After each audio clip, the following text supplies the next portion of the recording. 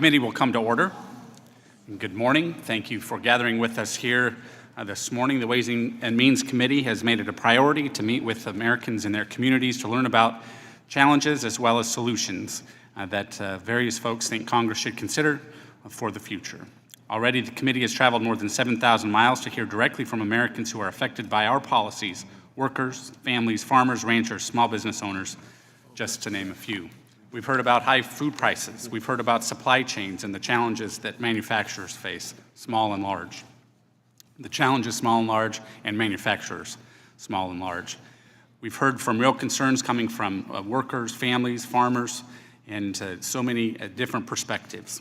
Earlier this year, the committee approved a jobs package, the American Families and Jobs Act, and that is a direct answer to what we've heard from working Americans.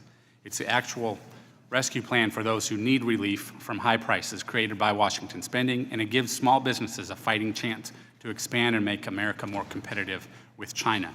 In just 2 years, we will face a $3 trillion tax hike from the expiration of the Tax Cuts and Jobs Act.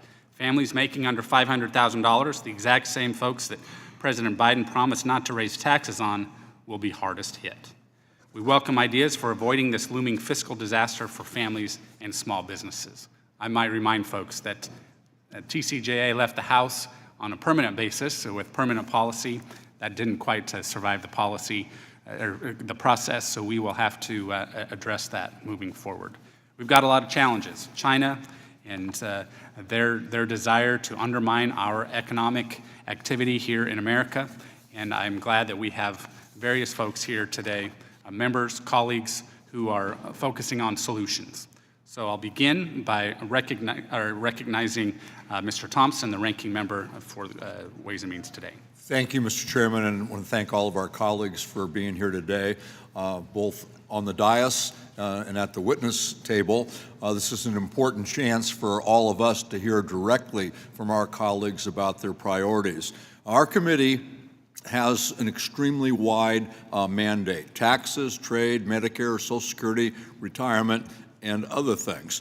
So I look forward to hearing from all of you and the other members who are scheduled to come in throughout today's hearing, and I yield back. Thank you, Mr. Thompson.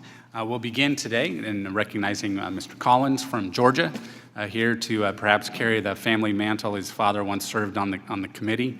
We're glad you're here, Mr. Collins. Please begin.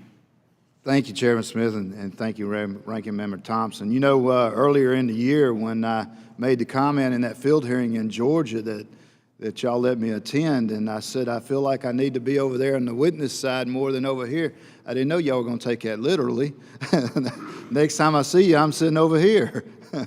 But that's all right. I want to talk to you about a bill that we have that is dealing with the aviation industry, which is actually 5% of the GDP. $125 trillion in revenue is what they provide.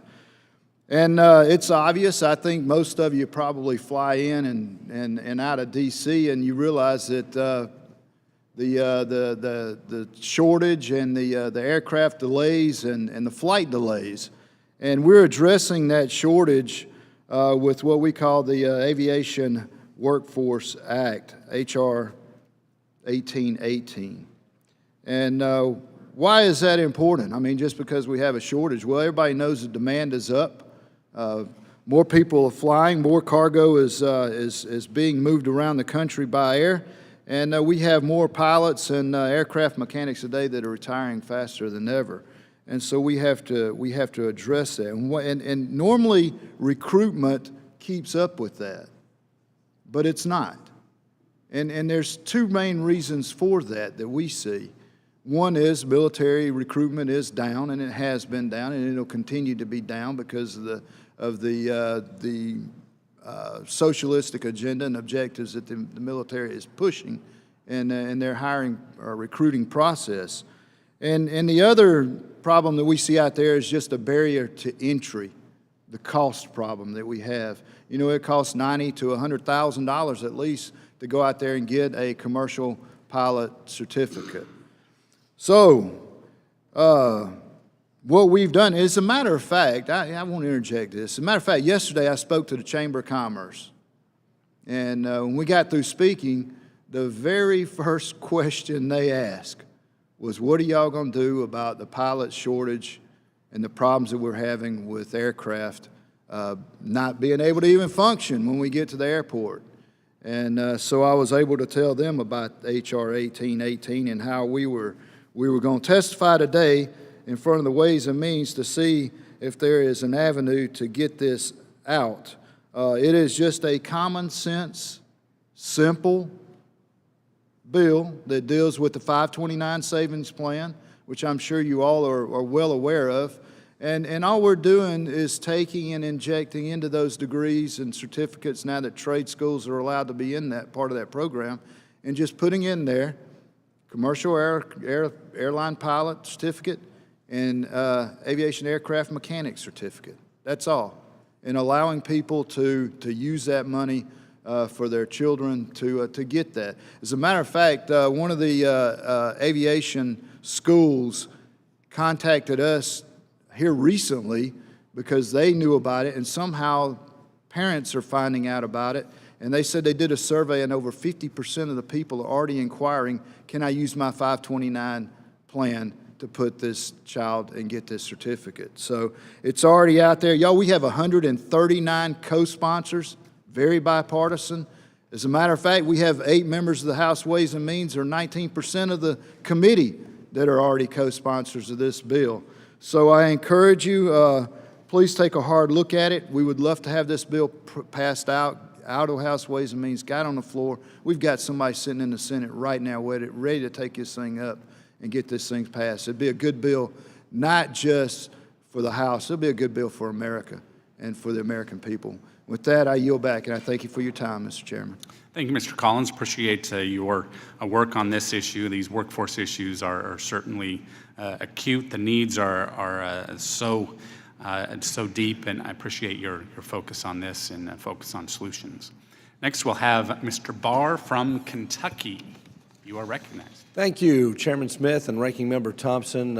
I have the privilege and responsibility of representing Central Kentucky in the Congress, and it may not surprise you all that I'm going to talk about horses and bourbon, because that's what I represent, the horse industry, the thoroughbred horse industry, and the Kentucky whiskey industry. So these are yes, and Iowa corn goes into that bourbon. So let me first talk about horses.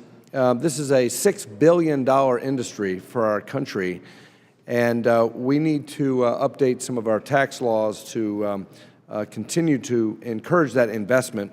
So first, the Racehorse Cost Recovery Act is before this committee. The legislation makes permanent the modification of accelerated depreciation allowance for racehorses to allow a 3-year recovery period for a racehorse. The default is 7 years, but the useful life of that asset is 3 years. And we need to make that permanent law. That's before the committee. We would encourage you to look at that, because that encourages investment in these very valuable racehorses, and it would encourage more investment that would, again, very much accelerate this dynamic industry. Also, the Racehorse Tax Parity Act, this would shorten the holding period for racehorses to be considered eligible for the long-term capital gains treatment. Oddly, if you realize a capital gain with a racehorse, you have to hold that asset for 24 months as opposed to the 12 months. This makes no sense. We need just to level the playing field on that asset class, make it a 12-month holding period in order to get that capital gains treatment. On bourbon, Mr. Thompson, Ranking Member Thompson, we're trying to replicate the wine industry. The bourbon tourism is exploding in Kentucky, just like Napa and Sonoma. We want to do what you've done, Mr. Ranking Member, and we want to continue to attract that kind of tourism to Central Kentucky the way you have in Northern California. And so one of the ways to do that is to fix some of these tax problems with the bourbon industry. One is the Duty Drawback Clarification Act. This bill would clarify that all whiskey products are commercially interchangeable and eligible for the drawback program by creating a single 8-digit harmonized tariff schedule for whiskeys. Under the current HTS, Spirits categories such as whiskeys have several different HTS numbers at the 8-digit level. For example, Scotch whiskey and bourbon have their own HTS codes at the 8-digit level, meaning that these products are not commercially interchangeable for purposes of drawback. So when we import Scotch whiskey, that has a separate and different 8-digit code. We need to make sure that bourbon whiskey, a uniquely American spirit, again, a multi-billion-dollar industry growing every day, has that interchangeability with our imported whiskeys. When we can compete on a level playing field, Kentucky bourbon will definitely get into that market share in Europe and Asia, but we're punishing ourselves because we have this duty drawback disadvantage. And then finally, the rum cover-over. So the rum cover-over has expired, and the Virgin Islands and Puerto Rico's rum distilleries work in tandem with many of our U.S.-based spirits companies. The territories, as well as the companies, all rely on the cover-over to meet their fiscal obligations. Making the cover-over part of a tax package looking back to 2021 as well as forward would be the responsible course to cover. And if you want to help American spirits, American Kentucky bourbon, extending that rum cover-over would be helpful not only to the territories but also to the Commonwealth of Kentucky. I see I have about 45 seconds left, and let me just take that opportunity to encourage the committee to fix this R&D tax credit. We've got a lot of manufacturers in central Kentucky. We need to eliminate the 5-year amortization requirement for R&D, and we need to continue expenditures in the taxable years in which they are incurred. That's going to make sure that we can compete with China in manufacturing. Also, I would also encourage you all to look at this Opportunity Zones Enhancement Act. The bill would create a tax exemption on interest income earned by tax-paying banks from loans extended to qualified businesses operating in Opportunity Zones. I know that you all have updated and provided some enhancement to the Opportunity Zones in the most recent tax package. From the position of the Financial Services Committee, tax-paying banks want that level playing field with credit unions. Give them a tax exemption to deploy private capital into these opportunity zones to help distressed areas. And with that, I'll yield. Mr. Kelly? You know, Andy, let's get together on that. You understand a lot of this stuff, and I think one of the difficulties when you get to Congress is you find out that people are making policy that have never been involved in the actual policy they're trying to make. When you talked about fine wines, Mike Thompson, right? He knows everything about it. When you're talking about banking, I don't think there's enough depth of knowledge and experience, but there is the talent to understand what you're talking about. I'd like to spend some time with you privately when you have an opportunity, do a little deeper dive on this so that I can understand it better. But I know you're on the right track. Thank you, Congressman Kelly, and yes, indeed. So when your credit unions come and talk to you and your banks come and talk to you about the disparity in the tax treatment, this is a way to help level the playing field for banks, tax-paying banks. Give them an incentive to deploy private capital and not have to pay taxes on those loans, that private capital deployed to small businesses in opportunity zones. And this is the way to supercharge opportunity zones and also help those tax-paying banks. Come to Erie, Pennsylvania. Okay.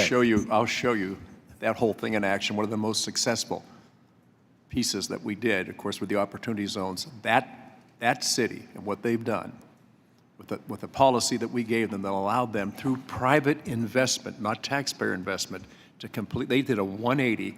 A thing that was falling apart now is a place of beauty and a place where business is thriving. So come with me to Erie sometime. You don't have to come in the summer. Well, wait, you better not come in the winter unless you bring snowshoes with you. But we're on the right track. Thank you. Thank you.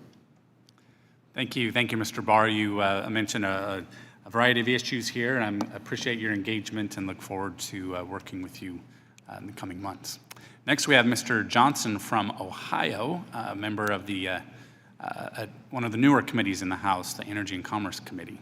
Mr. Johnson, you're recognized. Well, good morning, and thank you, Mr. Chairman, for giving me an opportunity to speak this morning. I come to you and the committee with a plea for help on behalf of the people of East Palestine. As many of you know, I represent the village of East Palestine, Ohio, the site of the train derailment and subsequent fire and chemical spill on February 3rd of this year, which has completely upended the lives of the residents there through no fault of their own.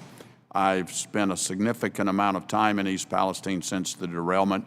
The national media, for the most part, has left and the story has faded from the national news, but that doesn't mean that the problems are solved. Far from it. I've continued to be there every chance I get, meeting with residents and small business owners.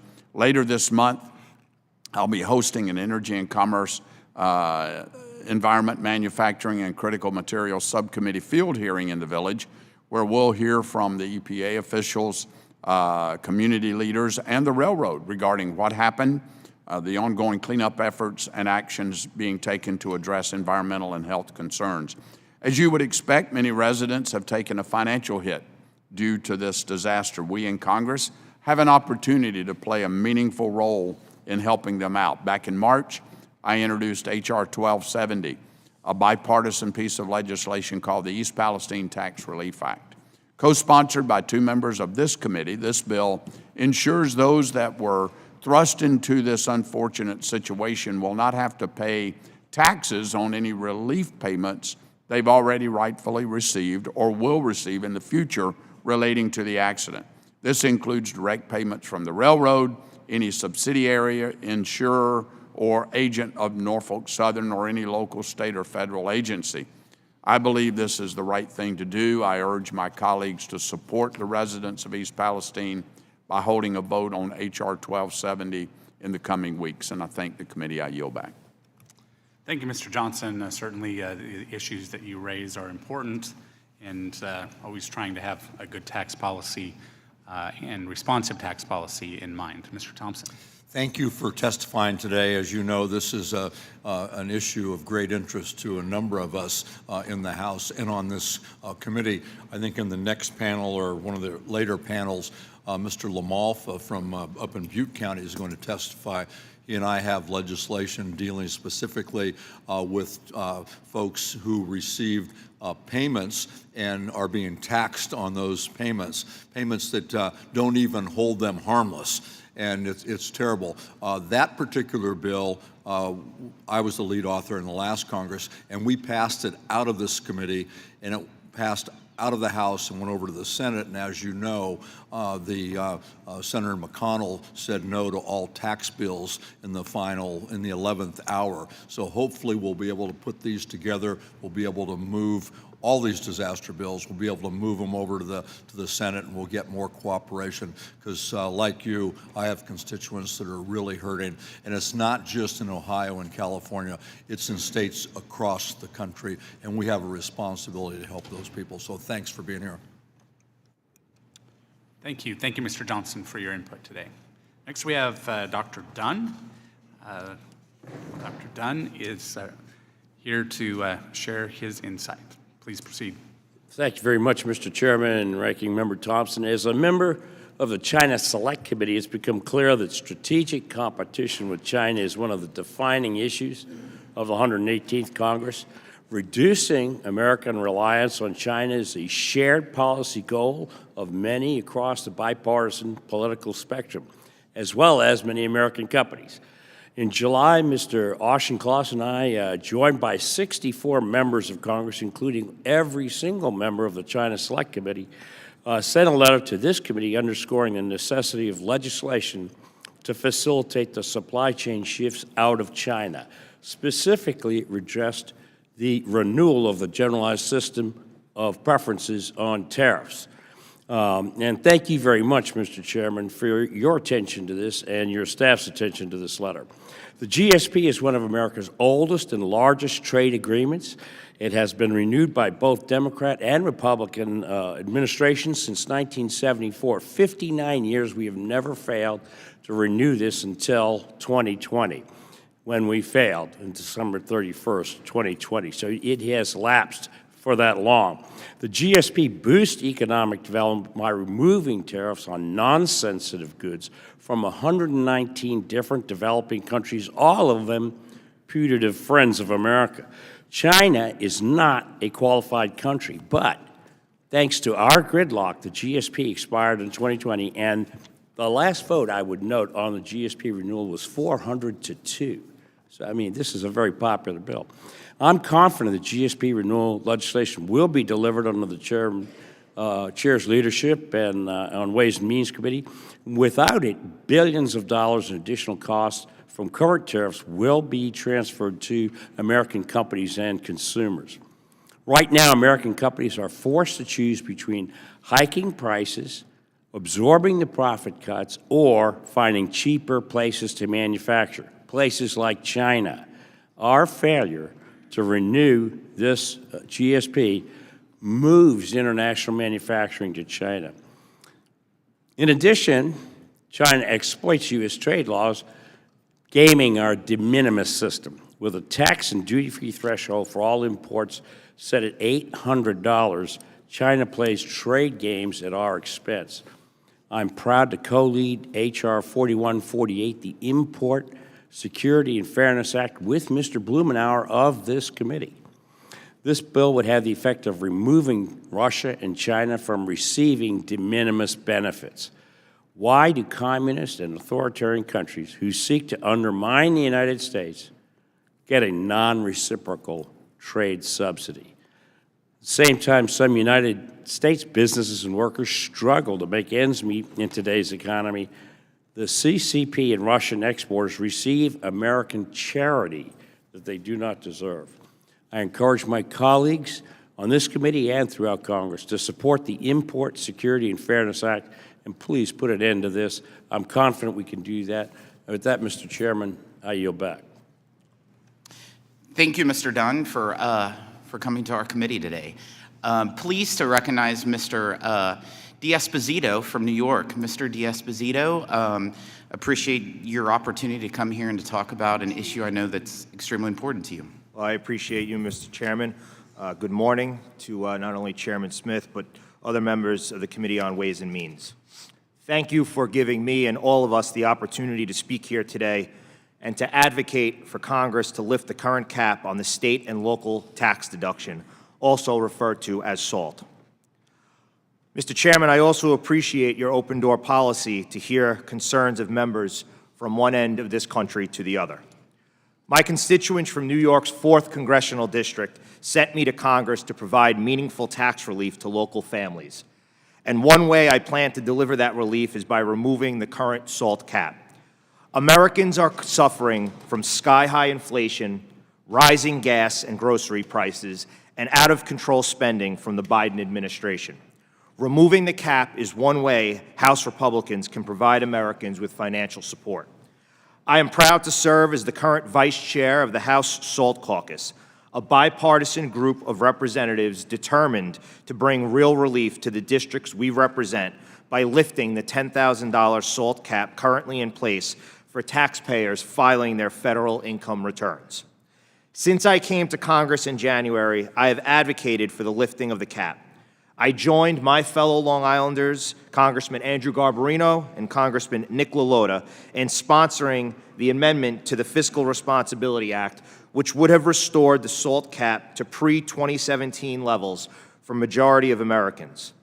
I am also proud co-sponsor of the SALT Fairness and Deficit Reduction Act, which would significantly raise the SALT cap and would require an annual inflation adjustment to the increased amount beginning after 2023 and extending to 2032, the period during which the limitation is in effect.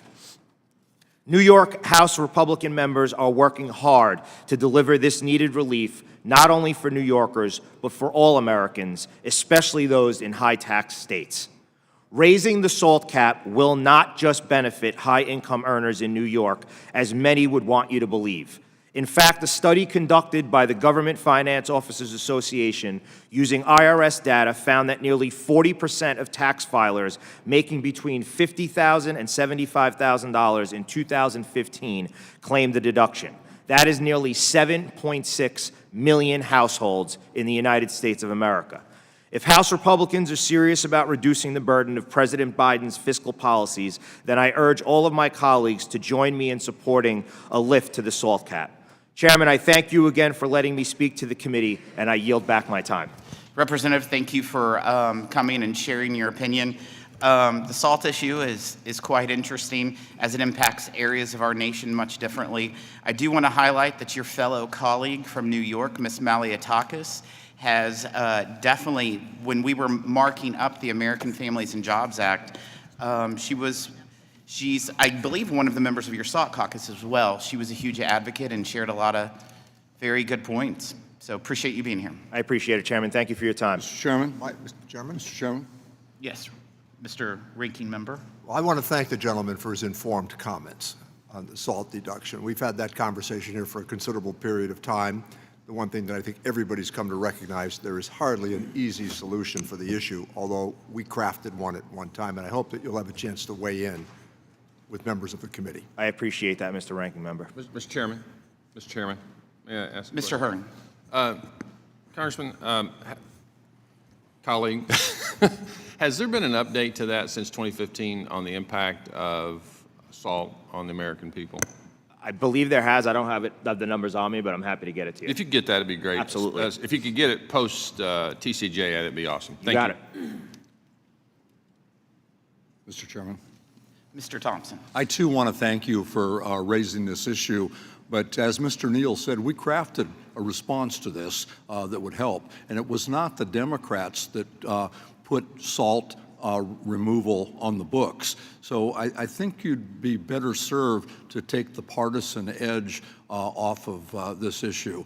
There are folks on both sides who are working hard to address this. Thank you.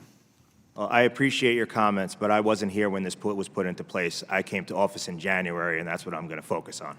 I realize that, but there's a history to this. I was here. I know that history. I've read the books as well. It's better to take the partisan edge off trying to address this issue. Mr. D'Esposito, thank you Thank you, very Mr. much for Chairman. being here. I want to thank the testimonies of all the individuals on the first panel, and you all are dismissed, and the clerk will please set up panel 2.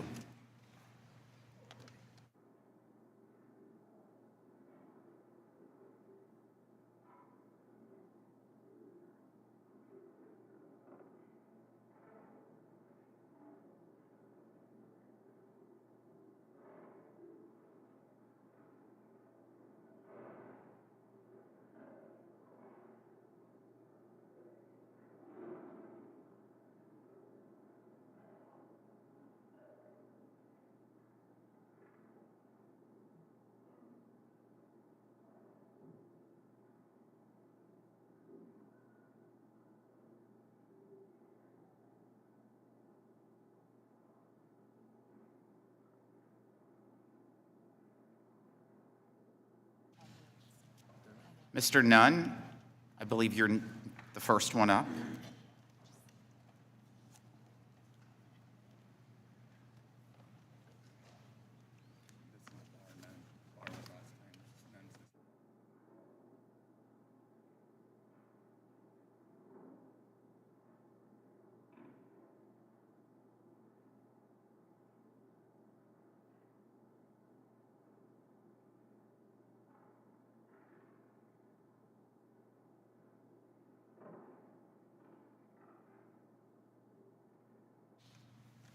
I'll now recognize Mr. Representative Zach Nunn, the gentleman from Iowa. Mr. Nunn is a sixth-generation Iowan and served for 2 decades in the U.S. Air Force and is currently in the Air Force Reserves. Mr. Nunn. Well, Chairman Smith and members of the Ways and Means Committee, thank you incredibly for taking the time to hear from us, all members of this august body on both the Democrat and Republican side, to be able to fight for our communities back home.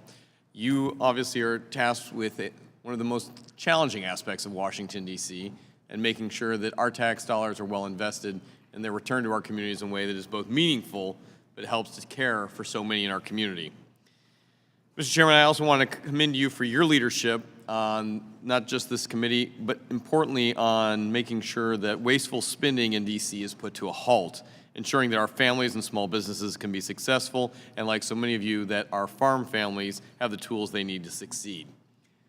As a father of 6 kids, we have brought on 2 foster children into our family. Recently, this year, we were able to adopt both Jaina and Aaliyah, 2 half-sisters that came to our family. I am privileged to co-chair the Congressional Caucus and foster youth. I have firsthand experience navigating this system and have realized through painful experience how challenging it can be for so many families in our community. In April, my wife, Kelly, and I brought these 2 young ladies into our family, and we have been blessed ever since. But it was a long and difficult road. This adoption opened our eyes to the challenges and shortcomings that exist within the system, despite great efforts by those trying to help this happen. And while we were fortunate to bring our daughters to their forever home, many never get that opportunity. Indeed, learning firsthand through the court experience, we saw grandmothers who tried to adopt their own grandchildren but found the cost was just too high and too expensive, watching their own family be stuck in foster long term. Agency attorney fees, as well as additional expenses, prevent far too many families in America today from being able to adopt a child. The average cost to adopt can go anywhere from a minimum of $8,000 up to $40,000 just to be able to provide a loving home. Oftentimes, grandparents, aunts, and uncles wanting to adopt their own biological grandchildren find it nearly impossible to access the financial assistance necessary to bring their grandchildren home. And this isn't even just amongst biological families, but people who want to do the right thing. To help with these high expenses, the federal adoption tax credit provides families with up to $14,890 per child. This qualified adoption expense includes everything from adoption fees, court fees, attorney fees, travel expenses, but even more tangible, the mental health, the reunification, the cost of bringing a new child into a family, oftentimes with other children. However, as currently written, this credit benefits only those who have a high federal income liability, making it difficult for retirees, low-income and middle-income families to adopt, let alone to be able to keep a foster child in their family. According to the U.S. Administration for Children and Families, there are over 400,000 children in foster care and over 100,000 waiting for adoption right here in the United States. Of this, nearly 500,000 children do not have a home or a family, causing instability, inconsistency, and lack of care. These numbers will continue to grow if families here in America can't afford to bring them into their home and costs both the taxpayer and these families even more. And so that is why, Mr. Chairman, I've been proud to introduce H.R. 2510, the Fight for Families Act. This bill would amend the Internal Revenue Code of 1986 and make federal adoption tax credit permanent and fully refundable to families who adopt disadvantaged children. This includes children who cannot return to their parents' home, as well as children in which the state has determined that certain factors such as their background, age, medical condition would prevent a family from adopting them without financial assistance. Mr. Chairman, I'd like to submit to the committee for the record a graphic from the Congressional Research Service 2020 report on adoption tax benefit. So ordered. Thank you, sir.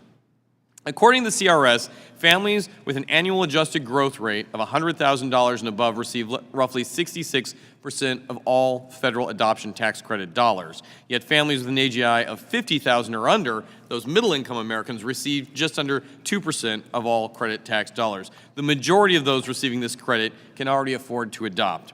The Fight for Families Act incentivizes adoption for all families to ensure that their families of diverse backgrounds and kids have access to the federal adoption tax credit. This small change in our tax code will have a positive impact on making sure families are able to stay together in an extended biological sense, but also to make sure that more people have the opportunity to bring a child into their forever home. With that, I want to thank the committee today for their stellar leadership on all before us, and I urge my colleagues on both sides of the aisle to help more children find their forever home by supporting this fundamental bipartisan legislation. I yield back my time, Mr. Chair. Thank you, Mr. Nunn. I would like to highlight that there's a lot of interest in this committee in regards to looking at the refundability of adoption tax credits. Our ranking member, Mr. Danny Davis, has a piece of legislation for all in regards to adoption tax credits. It's co-sponsored by Republicans and Democrats on this committee. So there is a huge interest Thank you for being here, but I believe Mr. Kelly has a question as well. No, Mr. Nunn, I want to thank you for bringing that forward. I've always believed so strongly in the pro-life issues, and I always hoped that the pro-choice people would choose life. I know there's times in people's lives when the opportunity to give birth is not in the it's not in the right time at the right place, but if you can give people an option, through adoption or foster care, I don't think there's any greater message that we can send to the world of who it is that we are. So thank you so much for doing that. And I don't want to get into a discussion about abortion because it becomes something that is a political football. Just the basics of my beliefs is that life should always be the first consideration. If we can give people the option and we can incentivize that and help them to bear the burden of what it is that some people face, why don't we look that way? That would be an incredible opportunity for this nation to really shine light on who it is that we are. So I really thank you for what you're doing, and I think all our members, while sometimes we can't talk about it politically, I know in our hearts we know what's right. So thank you so much. Chairman, thank you for allowing me to speak. Anything for the chairman of the tax committee? This is important. So thank you, Mr. Nunn. We'll now move on to recognize Representative Chuck Edwards, the gentleman from North Carolina. Mr. Edwards serves North Carolina's 11th Congressional District and currently sits on the House Budget, T&I, and Oversight, and also a late happy birthday. I know your birthday was yesterday, so please proceed, Mr. Edwards. Thank you, Mr. Chairman, ranking member, and committee members. I really appreciate the opportunity that you're providing me and us to address a committee that we normally don't get an opportunity to have exposure with. I'd like to take this opportunity to speak on a couple of issues that are important to the citizens of North Carolina's 11th Congressional District, and issues that I believe are critical for the workforce and the economy of our nation. Today, I'd like to bring to your attention an issue with unemployment law that has played a role in the $163 billion of unemployment fraud estimated by the Department of Labor since 2020, and something that continues to plague business leaders in my district. In 2012, Congress established nationwide work search requirements for unemployment claimants. These requirements established the well-known mandate that a claimant must be available, able, and actively seeking work to be eligible for unemployment benefits.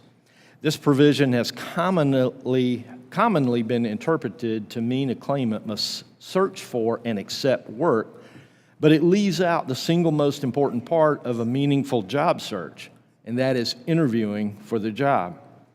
You see, many states conclude that if an unemployment claimant completes an application, that claimant has met the work search requirement.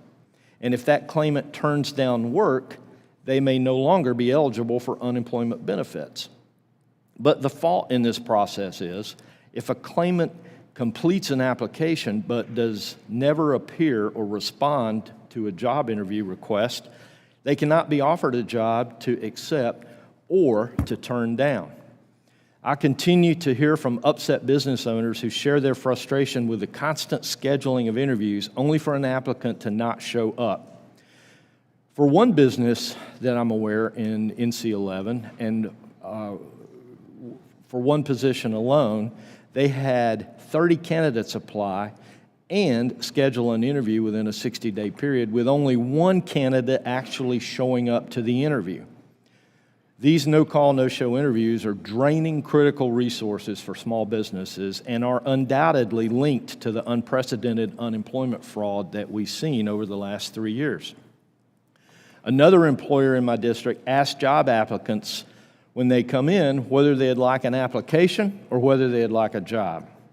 If they simply want to fulfill their weekly work search requirement, the claimant is given a yellow application, and the employer knows not to waste any time with that applicant. But if a claimant actually wants a job, they receive another color application, so the employer knows to give them serious consideration for employment. It's time that we stand up for American small businesses and the integrity of our unemployment system. That's why I'm working on a bill to finally codify showing up to an interview as a mandatory part of the job search while on unemployment, and to strengthen audit requirements so that we can better prevent ourselves against the further abuse of our unemployment system. As we approach the halfway point of the 118th Congress, I strongly encourage you to stand beside me for much-needed unemployment reforms to help more Americans experience the dignity of work and to help employers find the workforce that they so desperately need. Lastly, I'd be remiss not to take this opportunity to mention the importance of ensuring distressed census tracts, including brownfields and Superfund sites, be included in any extension of the Tax Cut and Jobs Opportunity Zone tax incentive, especially the Rural Opportunity Zone tax incentive proposed in the recent American Families and Jobs Act tax package. Complex contamination footprints frequently leave brownfields and Superfund sites like particular property in my district to sit undeveloped for decades. This vital inclusion of contaminated sites in any future Opportunity Zone programs will help to guarantee the tax incentive has the furthest reach possible and will achieve the goal of sparking economic developments across all census tracts and rural communities that are in need. Thank you again for allowing me this opportunity to testify before you today, and I yield the remainder of my time. Thank you, Mr. Edwards. Pleased to recognize Congresswoman Jennifer Gonzalez Colon, the gentle lady from Puerto Rico. Ms. Gonzalez Colon is the delegate from Puerto Rico, the first woman to do so. And she was previously the youngest member ever elected to serve in the Puerto Rico House of Representatives. So it's a pleasure to have you before our committee. Thank you, Mr. Chairman. Thank you all members of this committee for having us today and for the opportunity to discuss how this committee can have an important impact in economic growth and development of the island. Early this year, I reintroduced H.R. 3146, a bipartisan bicameral legislation that will modify the amount of money transferred to Puerto Rico and the U.S. Virgin Islands from the excise taxes collected on rum that is produced in or imported into the rest of the United States from the two U.S. territories. Puerto Rico's rum industry is one of the major drivers of our economy, producing more than 70% of the rum that is consumed in the United States and 80% of the rum that is consumed around the world. It results in more than $330 million for Puerto Rico every year, which has been vital to supporting critical services, including healthcare, education, public safety, and environmental and other conservation initiatives. Traditionally, excise tax collections on imported rum has been transferred to Puerto Rico and the U.S. Virgin Islands at the rate of $13.25 per proof gallon. However, only $10.50 per proof gallon is on the permanent law, which the remaining $2.75 per proof gallon require periodic reauthorization by Congress, a practice that has been taking place for the last 100 years. My legislation makes permanent the $13.25 per proof gallon to be covered by law, eliminating uncertainty and that both territories have experienced, including funding cliff on several occasions and ensuring resources continue reaching our communities and enhancing our long-term sustainable economic growth. This legislation will also require that a portion of the funds be transferred to the Conservation Trust on the island. Congress last extended the rum cover over for 5 years as part of the Bipartisan Budget Act of 2018, which expired in December 2021. As such, I ask you consider attaching my bill to the forthcoming disaster relief legislation or any BAS bill. As the Congressional Task Force on Economic Growth in Puerto Rico made clear in this recommendation to Congress, and I quote, "Failure to extend the provision will cause harm to Puerto Rico fiscal condition at a time when it is already in peril." Another bill is H.R. 376, the Puerto Rico Film, Television, and Theater Production Act. The IRS incorrectly considers Puerto Rico as a foreign jurisdiction for purposes of federal incentives available to producers of films, television shows, and theater performance, making this incentive unavailable for works produced by American taxpayers in Puerto Rico. Another bill is H.R. 4026 that will make available in territories certain tax credits and deductions for the expenses incurred in complying with the American with Disability Act. That law allows a deduction for expenses incurred in removing barriers and making alterations to make businesses facilities more accessible to people with disabilities and for the elderly.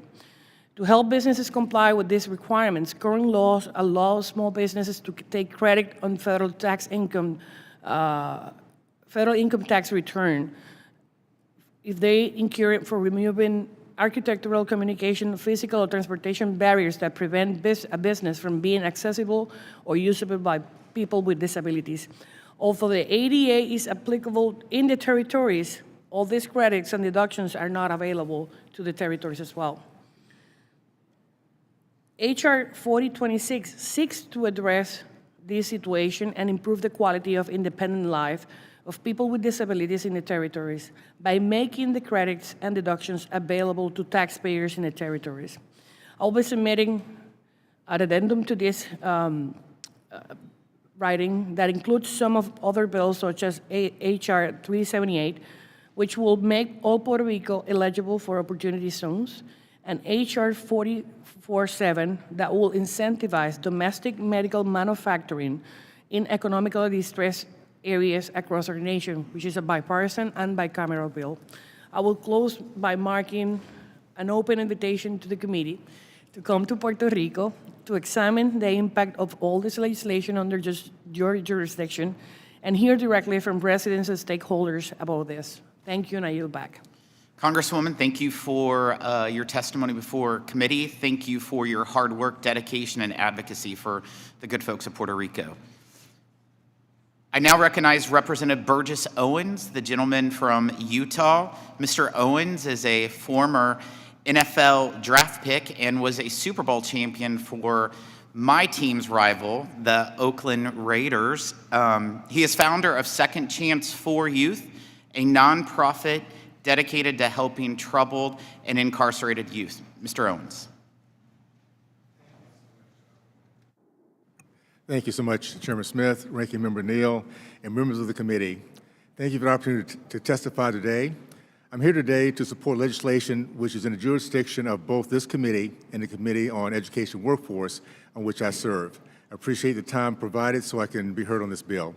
I'm here today to support H.R. 531, Educational Choice for Children's Act, or ECCA, which I introduced along with Congressman Adrian Smith of Nebraska.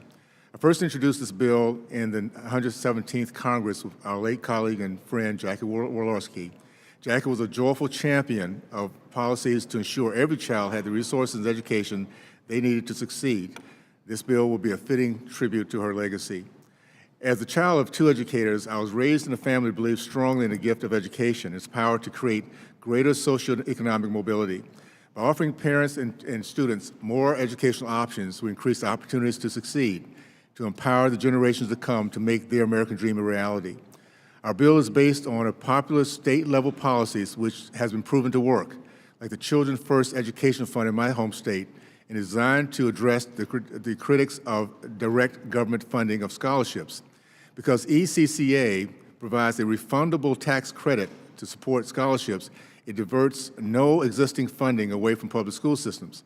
It can be compared to other existing tax programs, such as low-income housing tax credit and new market tax credit. In order to ensure that no governmental participation in awarding scholarships for attendance at religious schools, ECCA tax credits and scholarships are directed through independent scholarship granting organizations, or SGOs. These SGOs will both allocate the non-refundable credits to donors and select families to receive the scholarships. To ensure students in all parts of the country, not just cities and suburbs can participate, SCGs may also offer assistance to supplemental educational assistance and supplies for families in need, not merely school tuition. Ignorant and free can never be, to paraphrase, speaks to the understanding of our founders of the imperative nature of education. the right to life, liberty, and pursuit of happiness summarizes our nation's mission statement and the visions of a Heavenly Father that puts value in every life, regardless of race, creed, color, or zip code. It is time for us to look for innovative ways to ensure that every child has access to our nation's promise, regardless of zip code, income status, color, or creed. Unfortunately, for too many and for far too long, our children have been denied these rights. In 2017 report out of the state of California, 75% of the black boys in the state of California could not pass standard reading and writing tests. In Baltimore, across 23 schools, 0% of students show proficiency in math. In Memphis, Tennessee, this year, 75% of third graders were not proficient in reading.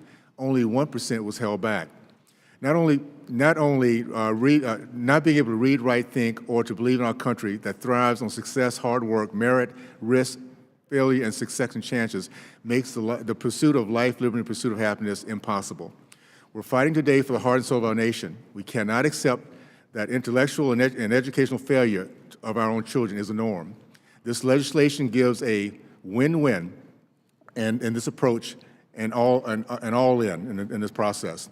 A win for the parent and participate, in particular the poor minorities, to see their child reach their potential. A win for educational communities to allow competition and meritocracy, incentivizing innovation, increasing value. A win for the caring citizen donors, tax write-offs, and a win for our most precious product, our children, to become happy, visionary, and productive citizens for our communities and our country. I look forward to working with our colleagues on both sides of the aisle to give these options of H.R. 351 to parents and children throughout our country. Thank you, and I yield back. Thank you. I'd like to recognize the gentleman from Nebraska, Mr. Smith. Thank you, Mr. Chairman. Just briefly, thank you, Mr. Owens, for your work on this bill. Obviously, I'm a little biased as well in favor of the legislation, but thank you for emphasizing students, the achievement of students, and empowerment of families, and so many communities around the country. I've been pleased to see the engagement from stakeholders around the country, namely students, who are gathering, who are telling us themselves with their families what the needs are, and I am glad that we're able to work together on these solutions. Thank you. Thank you, Andrew. Appreciate it. Mr. Owens, education freedom is an important priority for this committee, and we, over the next couple months, will be having hearings in regards to this, and hopefully your legislation will be a part of that. So thank you for being here today. Thank you, Chairman. Appreciate it. Mr. Chairman. Yeah, Mr. Ferguson. Thank you. Mr. Owens, thank you for bringing this forward. I think what we've seen over the past couple of years is that parents want a say in their children's education, okay? And that's going to take a lot of different forms, and this bill provides some options that parents don't currently have right now. I think it's important to do this because when you tell parents that they aren't in charge of their children's education, it sends the wrong signal, okay? And it just flies in the face of the things that we love the most, which are our children. And so I applaud you for bringing this forward. You know, would look forward to. I'm glad to hear the chairman say that as we will make this a priority and move forward, that we hope that this will be part of that. It certainly seems like something that we can get behind and support. So thank you for bringing it forward, Mr. Chairman. Thank you for your consideration of it. Thank you, Mr. Ferguson. I now will recognize Representative Dan Muser, the gentleman from Pennsylvania. Mr. Muser is the former Secretary of Revenue in Pennsylvania, so he knows the responsibility of tax collection. So pleased to have you before the Ways and Means Committee. Thank you, Chairman. Thank you very, very much. And I also want to thank the Ranking Member Neal and all members of the House Ways and Means Committee for giving me this opportunity to testify here. I would like to discuss my bill, the USA Batteries Act, H.R. 1594, which would repeal a recently imposed tax on domestic manufacturers, which of course hurts good-paying American jobs and provides an unfair advantage to, frankly, cheap imports from countries with very weak environmental and labor laws. The United States is the world leader currently in lead battery manufacturing. Unfortunately, the recent change to tax policy has given foreign manufacturers of such lead batteries an unfair advantage. As part of the Infrastructure Investment and Jobs Act, a Superfund tax was levied on 42 chemicals, including lead oxide, sulfuric acid, and antimony, which are the primary inputs for lead batteries. These excise taxes, which had not existed for more than 25 years, suddenly returned at twice the previously enacted level, alongside the Superfund chemical tax, which has forced American lead battery manufacturers to pay significantly higher prices for raw materials than foreign competitors. Mr. Chairman, this is squeezing domestic manufacturers, which of course forces Americans to buy from countries that frankly have very questionable labor laws. Additionally, these manufacturers are also faced with unprecedented economic pressures that I don't need to list here, supply chain disruptions, and workforce challenges. Lead batteries are used in everything from vehicles, telecommunications, defense, energy generation, and the list goes on. The battery industry is composed of many small businesses, employing 38,000 Americans across 38 states with an annual economic output of $33 billion. Pennsylvania's 9th Congressional District that I represent is home to two leaders in the lead battery industry, East Penn and Ernest, which combined employees are more than 20,000 in my district in Pennsylvania.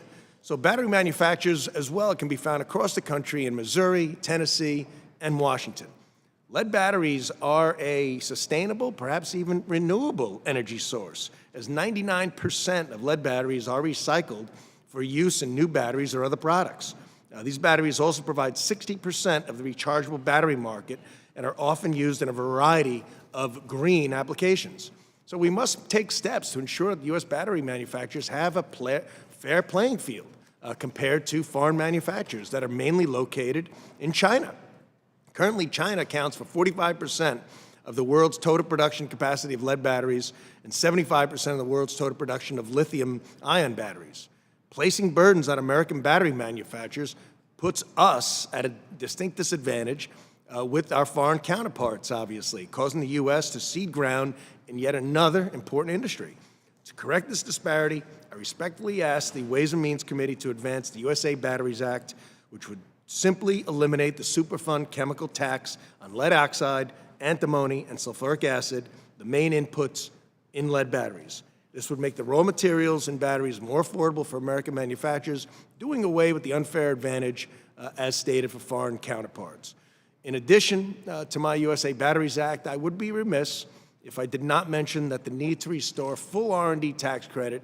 In 2021 alone, the U.S. battery industry invested $113 million in R&D to pursue the next generation of battery technologies. I was glad to see the restoration of the full R&D tax credit, including the Ways and Means passed Build It America Act, and encourage my colleagues to continue efforts to restore this important provision for small businesses.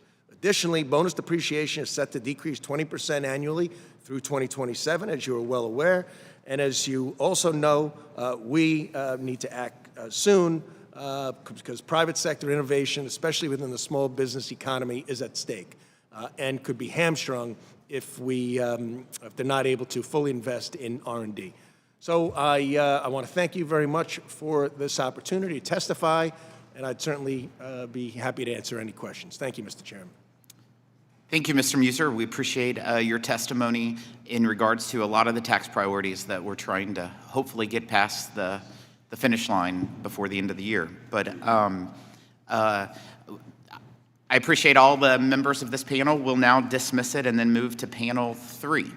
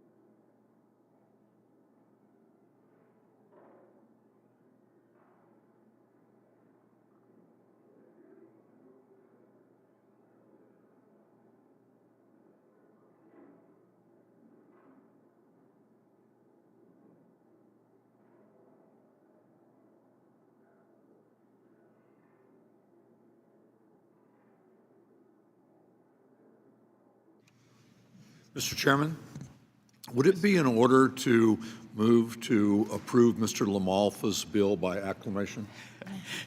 You know, it is a priority, but I don't think that would be in order at this moment. All right. We'll now proceed with that note to Mr. LaMalfa.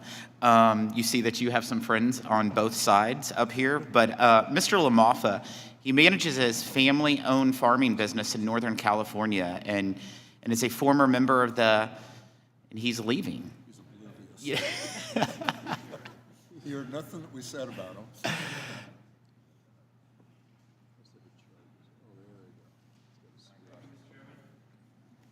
Former member of the California State Assembly, and you can proceed when you're ready. Thank you, sir. I was just had a family farm conversation that was going on as I was coming up here, so my paperwork was in a different spot. So thank you, Mr. Chairman, ranking member, and our committee members. I really appreciate the opportunity to sit down with you and talk about the many priorities that we all have here today. And I know that the committee has an intense scope of work to take on, so I do appreciate this time you've allotted for us here. So I want to talk to you about a really important piece of legislation for not just myself, but for my neighboring colleagues and others around the country that have added on from the initial bill that I'd introduced with my colleague, Mr. Thompson. And it really boils down to H.R. 4970 that we're entitled the Protect Innocent Victims of Taxation After Fire Act.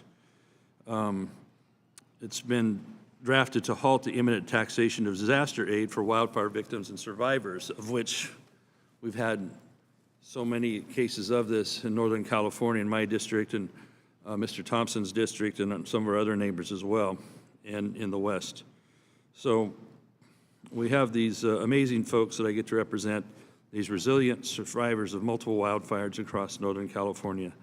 From 2015 to 2018, these fires were sparked, in some cases, by electrical transmissions lines that have destroyed nearly 30,000 structures, injured hundreds of residents, and killed more than 130 of our constituents. In the aftermath, survivors received disaster assistance from FEMA.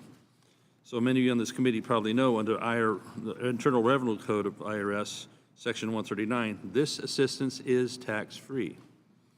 In fact, the tax code offers a multitude of additional forms of tax relief disaster for victims, including Section 121 for excluding property losses, Section 165 for deducting casualty losses, Section 1033 for deferring involuntary conversions, Section 213 for deducting personal medical care costs. Those are a few, but I think you can see that the current established intent of the U.S. tax policy is to exclude disaster losses from taxation. So I bring up these other sections because survivors of the fires from 2015 to 2018 I mentioned earlier were also recipients of disaster aid payments from a special settlement trust created in 2020 when the power utility who caused these wildfires ultimately went bankrupt. Now, unlike disaster aid from FEMA, payments from this settlement are interpreted by IRS to be fully taxable as income.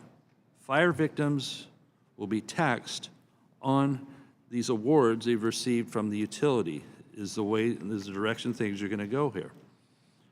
And on top of that, the real insult to the injury, I guess, would be despite court-approved lawyers receiving between 25 and 33% of each payment of these awards, the recipients will pay the amount on the lawyer's income on this. They will pay the full amount on the lawyer's portion of the income. Unbelievable. Can you imagine what that's like for the fire victims? So even then, the effect of this do not end at the taxation component. If the disaster aid is registered as income, survivors could also face a significant loss of federal benefits. Supplemental security income, SNAP benefits, WIC benefits could all be almost eliminated in nearly these cases if they're interpreted as that their income is too high to now receive these. Healthcare subsidies would be dramatically reduced for those on the lower income scale. And believe me, many of these folks living in this area, these fire victims, are not on the high high income scale. They're in homes that they could afford to live in. They're 50 years old or 70 years old, that they're going to have a hard time, very hard time replacing, especially since many of them were underinsured for modern building costs. So veterans benefits could be, especially on co-pays for prescriptions, those could be curtailed. If there's a possibility of seeking a federal student loan, they'll have to look somewhere else. So if this disaster aid is treated as income, the federal government's entire social safety net will bail out on these survivors, again, many of them who are on the low income scale.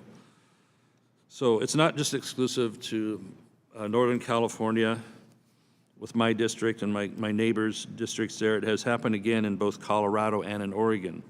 Protection offered by H.R. 4970 extends guaranteed relief and ease of mind to wildfire survivors anywhere in the U.S., California, Colorado, Oregon, New Mexico, Utah, Arizona, Texas, and even now Hawaii. So it's a pretty simple piece of legislation. These payments, though not coming from FEMA, are disaster aid. Survivors don't have the resources to navigate our tax code. They deserve the simple singular tax exclusion given to all other forms of disaster aid.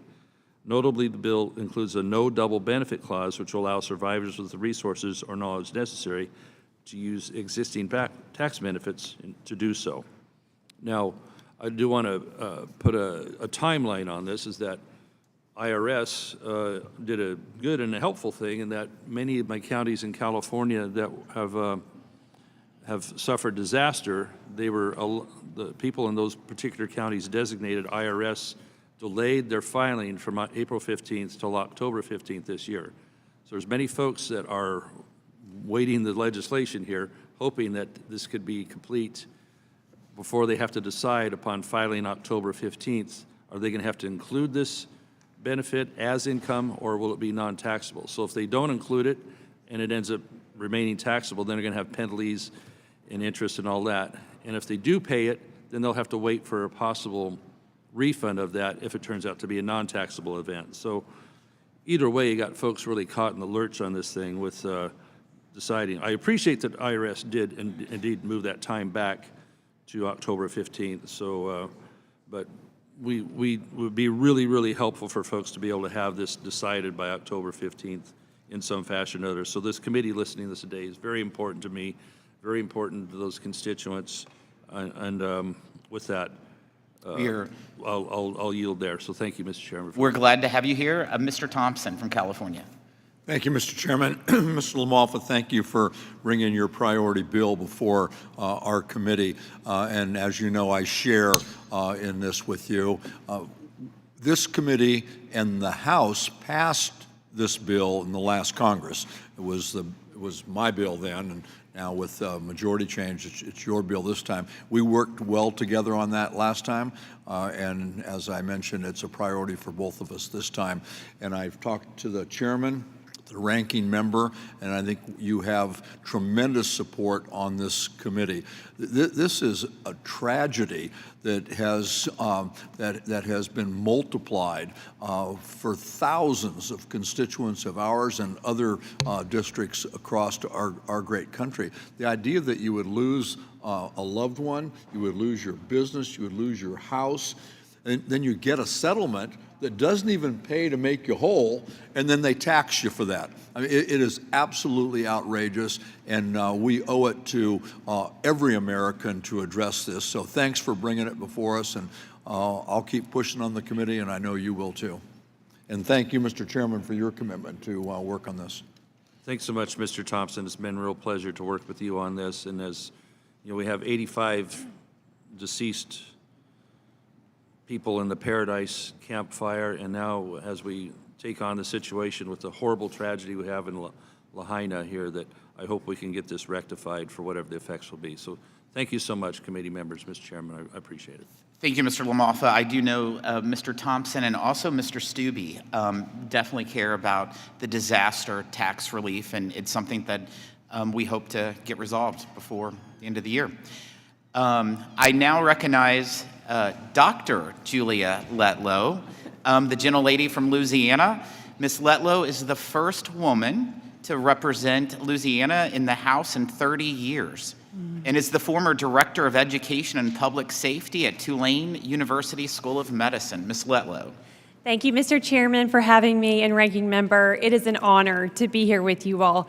I usually don't speak extemporaneously at things like this, but I just wanted to come and try to share my heart and the heart of my constituents. I serve 24, we call them parishes in Louisiana instead of counties, and that is a lot of geography to get to. And I have to share with you that wherever I go, wherever small town I'm in, I hear about this complaint more than anything else. And it's the windfall elimination provision and the government pension offset.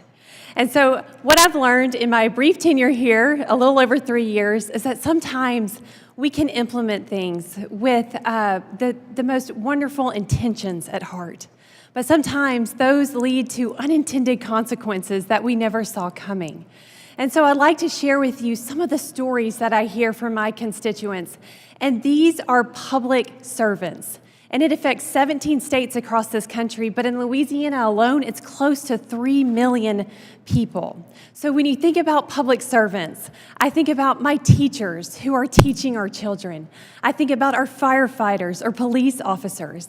They are not bringing home huge salaries. So you can imagine their retirement pension is not this huge number. These are not wealthy executives coming to me, sharing their heart with me. These are people like Kevin, who was a firefighter for his whole career. And you can imagine, so this penalty has been in place for as long as I've been alive, a little over 40 years.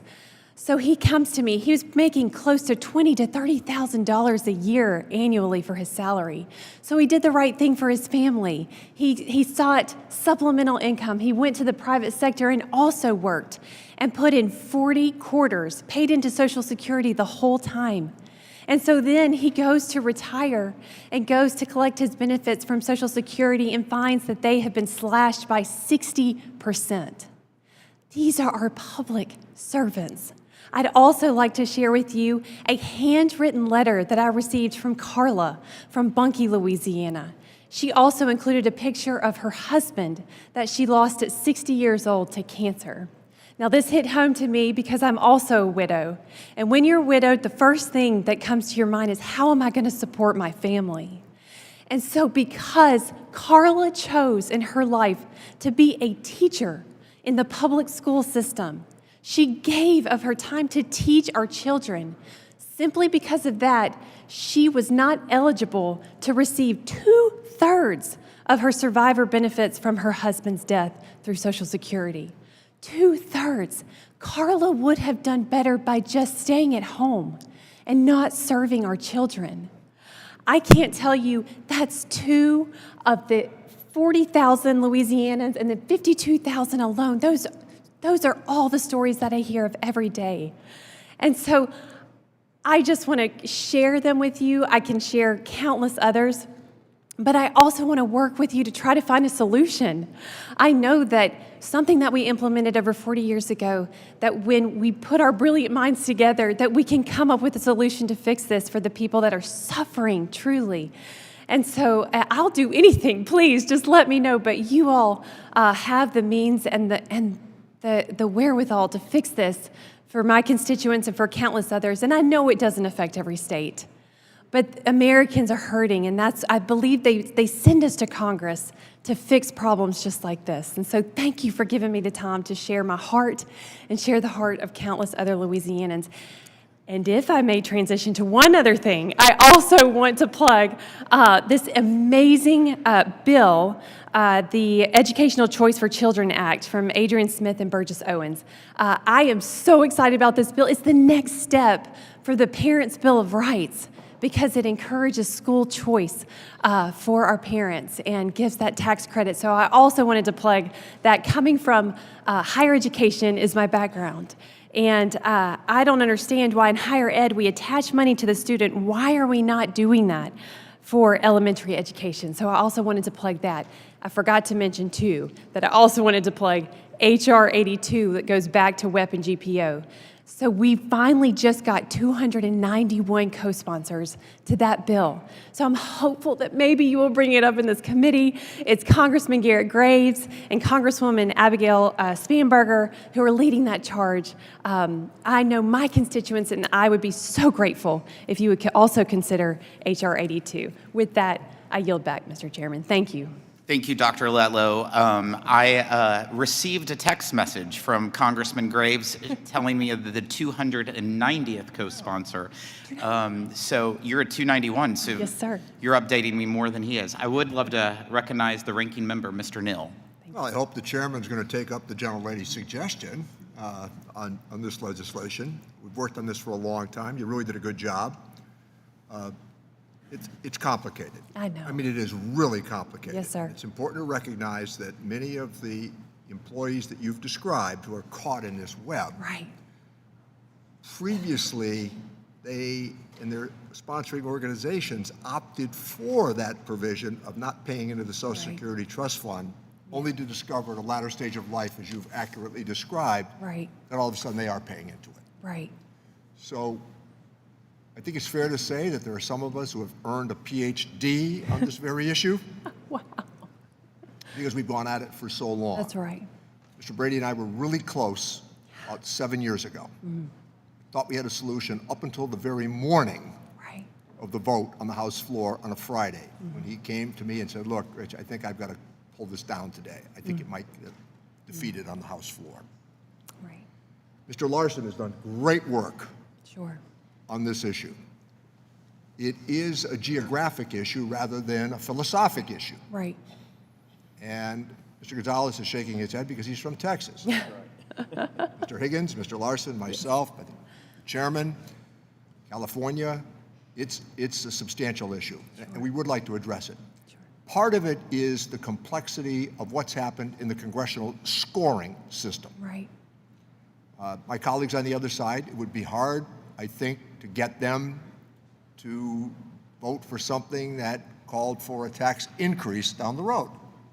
And on our side, scoring now, these are both esoteric terms, scoring on our side conceivably could be used as the argument that somehow we were in favor of a cut in Social Security. And therein lies the dilemma. Right. So we've gone back and forth on this for a long time. Your perspective is very helpful. We want a solution. It is likely to be something a bit different than what you've described. And at different intervals, Mr. Pascrell has been a terrific advocate on this issue. But there is pretty broad bipartisan support based on geography for finding a solution. And I hope that maybe some of us could put philosophy to the side and try to address this, because in both instances that I previously described, these are changes that would occur 75 years from now, according to congressional scoring. But I think that the enmity that exists in the institution today gets in the way of what could be a pretty good policy solution. Massachusetts is part of the challenge here. We want to be helpful. I have filed legislation that Mr. Brady at least quietly supported. He filed legislation that I quietly supported. Problem was trying to get somebody to publicly support it. But we do want a solution and invite you to participate with us. Absolutely. And I think it would call for all of us to sort of, as it relates to the prospects of increases or cuts, kind of lower our voices and try to find a solution. We've had the Social Security actuaries in, which might be a good thing for the committee to do again, so that we could really drill down on what the solution would be. We also thought that at one juncture that we had a solution from the Social Security actuaries where there would be no cuts and there would be no tax increases. Right. So invite the gentlelady who did a really good job, and I understand the extemporaneous manner in which you offered it, because it was really well done. We know the problem, and the solution should not be that elusive, so I thank you. Thank you, Ranking Member. I think the ranking member, I would have to agree with almost everything you just said. So that's a good place for us to be. But I also agree that no American should be penalized because of their public service or participation in a Social Security replacement program. So, Dr. Letlow, we appreciate you being before us, and it's something that this committee is determined to figure out. So, thank you. Thank you for your hard work. I appreciate your time. Mr. Chairman, Oh, may Mr. I Ferguson. make a comment Yeah, on you this? should. You're the chair of Social Security. And I'm sure my colleague, Mr. Larson, may want to weigh in on this as well. And Oh, yes. Dr. Letlow, it's nice to call you that. This is a complex issue, and there are two major issues that I see here that somehow or another we've got to navigate. The first one, the ranking member touched on, which was the ridiculous scoring rules that we have put in place for ourselves that really prohibit intellectually honest conversations from occurring because things get labeled something that they're not. And I think if we could do one thing that would absolutely change the way that this place worked and help our country, it would be to change the budget process and the rules that we operate by. It is the most broken process in America, hands down. That's over there. The one thing that I would say is that when we look at this, we can't just address this issue in a vacuum. It has to be addressed within the context of all of Social Security.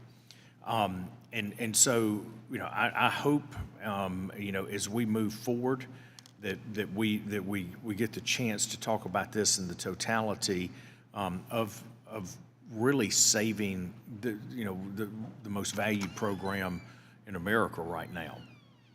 The real challenge that we have is, as you know, is that we keep running out of not only time but money to solve these issues. We just simply, if you look at our national debt right now, you look at our spending, all of those things, the constrained revenue coming in and with relation to Social Security, we've got to look at this in the context of the whole program.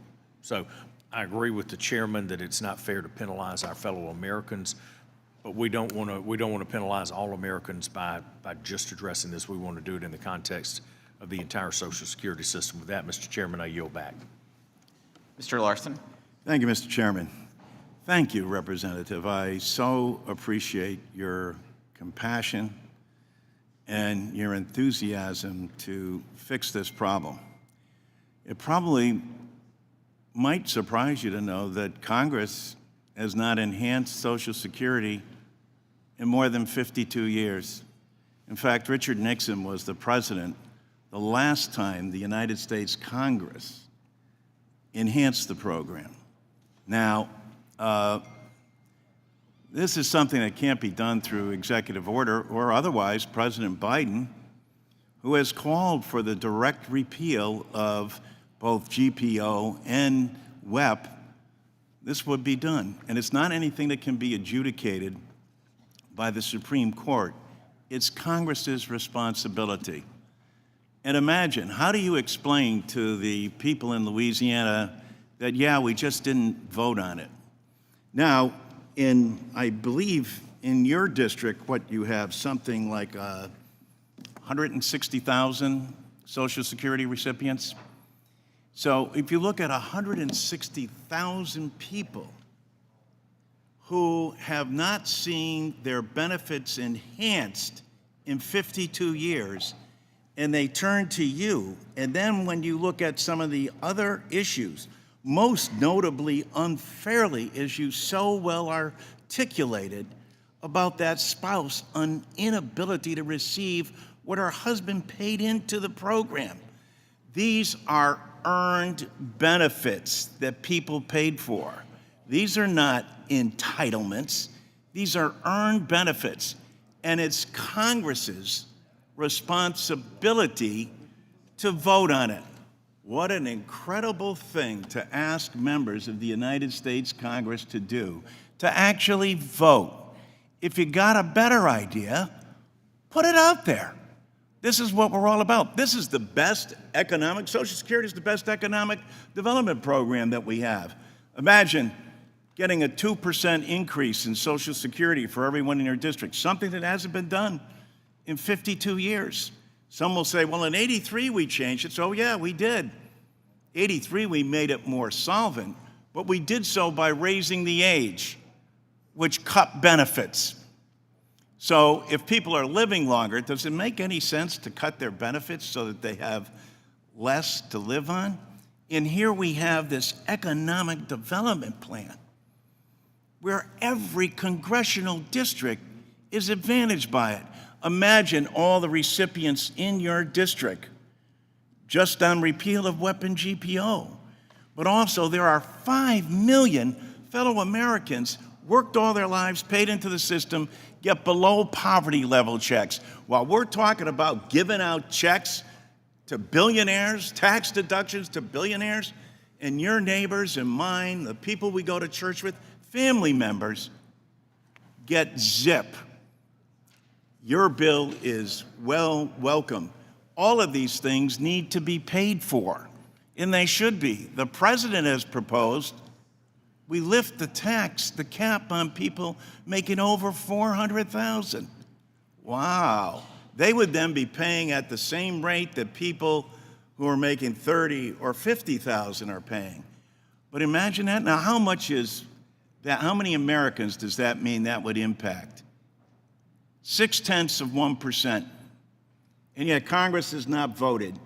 And this is a simple matter. You don't want to hurt the trust fund for everybody else, which is why states that aren't operating under this penalty, that's where they're coming from. You're going to decrease benefits to my people. So we need to come together. You've got the right approach and the passion. I hope you'll look at Social Security 2100 and reform Social Security so that all recipients, this isn't about Democrats or Republicans or unaffiliates, and across the board, 80% Democratic, 70% unaffiliated, 68% Republicans, enthusiastically support enhancing benefits, because you know what? Social Security has never missed a payment. We don't have to go back to 1929. All we have to do is go back to 2008, 2009 to understand when people saw their 401k become a 101k, Social Security never missed a payment. Not a pension, not a spouse, not a dependent or a disability payment. Thank you for your support. I hope you'll take a look at our bill, but more importantly, I hope Congress will vote. Sam Johnson on this committee, all he asked for was a vote on his bill, and he couldn't get it either. We need to vote in Congress. We can't turn into the Senate that routinely turns down over 400 plus bills that the House passes or doesn't take up any legislation. Thank you again. You deserve to be commended. Thank you, Mr. Larson. We would never want to turn into the United States Senate by any means. Dr. Letlow, thank you again for being with us. I now recognize Representative Vicente Gonzalez, the gentleman from South Texas. Mr. Gonzalez is a lifelong resident of South Texas and a member of the House Financial Services Committee. He's also the chairman of the Congressional Oil and Gas Caucus. Please proceed. Thank you. Thank you, Mr. Chairman and Ranking Member, for holding today's member hearing. It's very important, and it's great to hear from other urging members that have similar issues. I appreciate the opportunity to speak before the Committee on Legislation that Congressman Kerry of Ohio and I recently introduced, H.R. 5073, the Promoting Domestic Energy Production Act. This bipartisan piece of legislation would fix a provision within the Inflation Reduction Act's new book minimum tax to allow intangible drilling and development costs, or IDCs, to be considered when computing adjusted financial statement income. It may sound complicated, but it's really very simple. IDCs have been included in the U.S. tax code since its inception due to the recognition that oil exploration and the development of wells are capital intensive and have significant risks involved. The domestic oil and gas industry requires continuous financing of labor, equipment, and the advancement of technologies.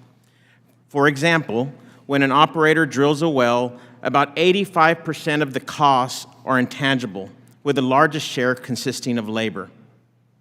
IDCs allow for independent U.S. oil and gas companies to recover costs, which will be reinvested in their next operation. Tax deductions for IDCs are not subsidies for oil and gas companies or anyone else, as some may believe. Let me be clear. IDCs do not reduce total tax paid over the lifetime of the operation.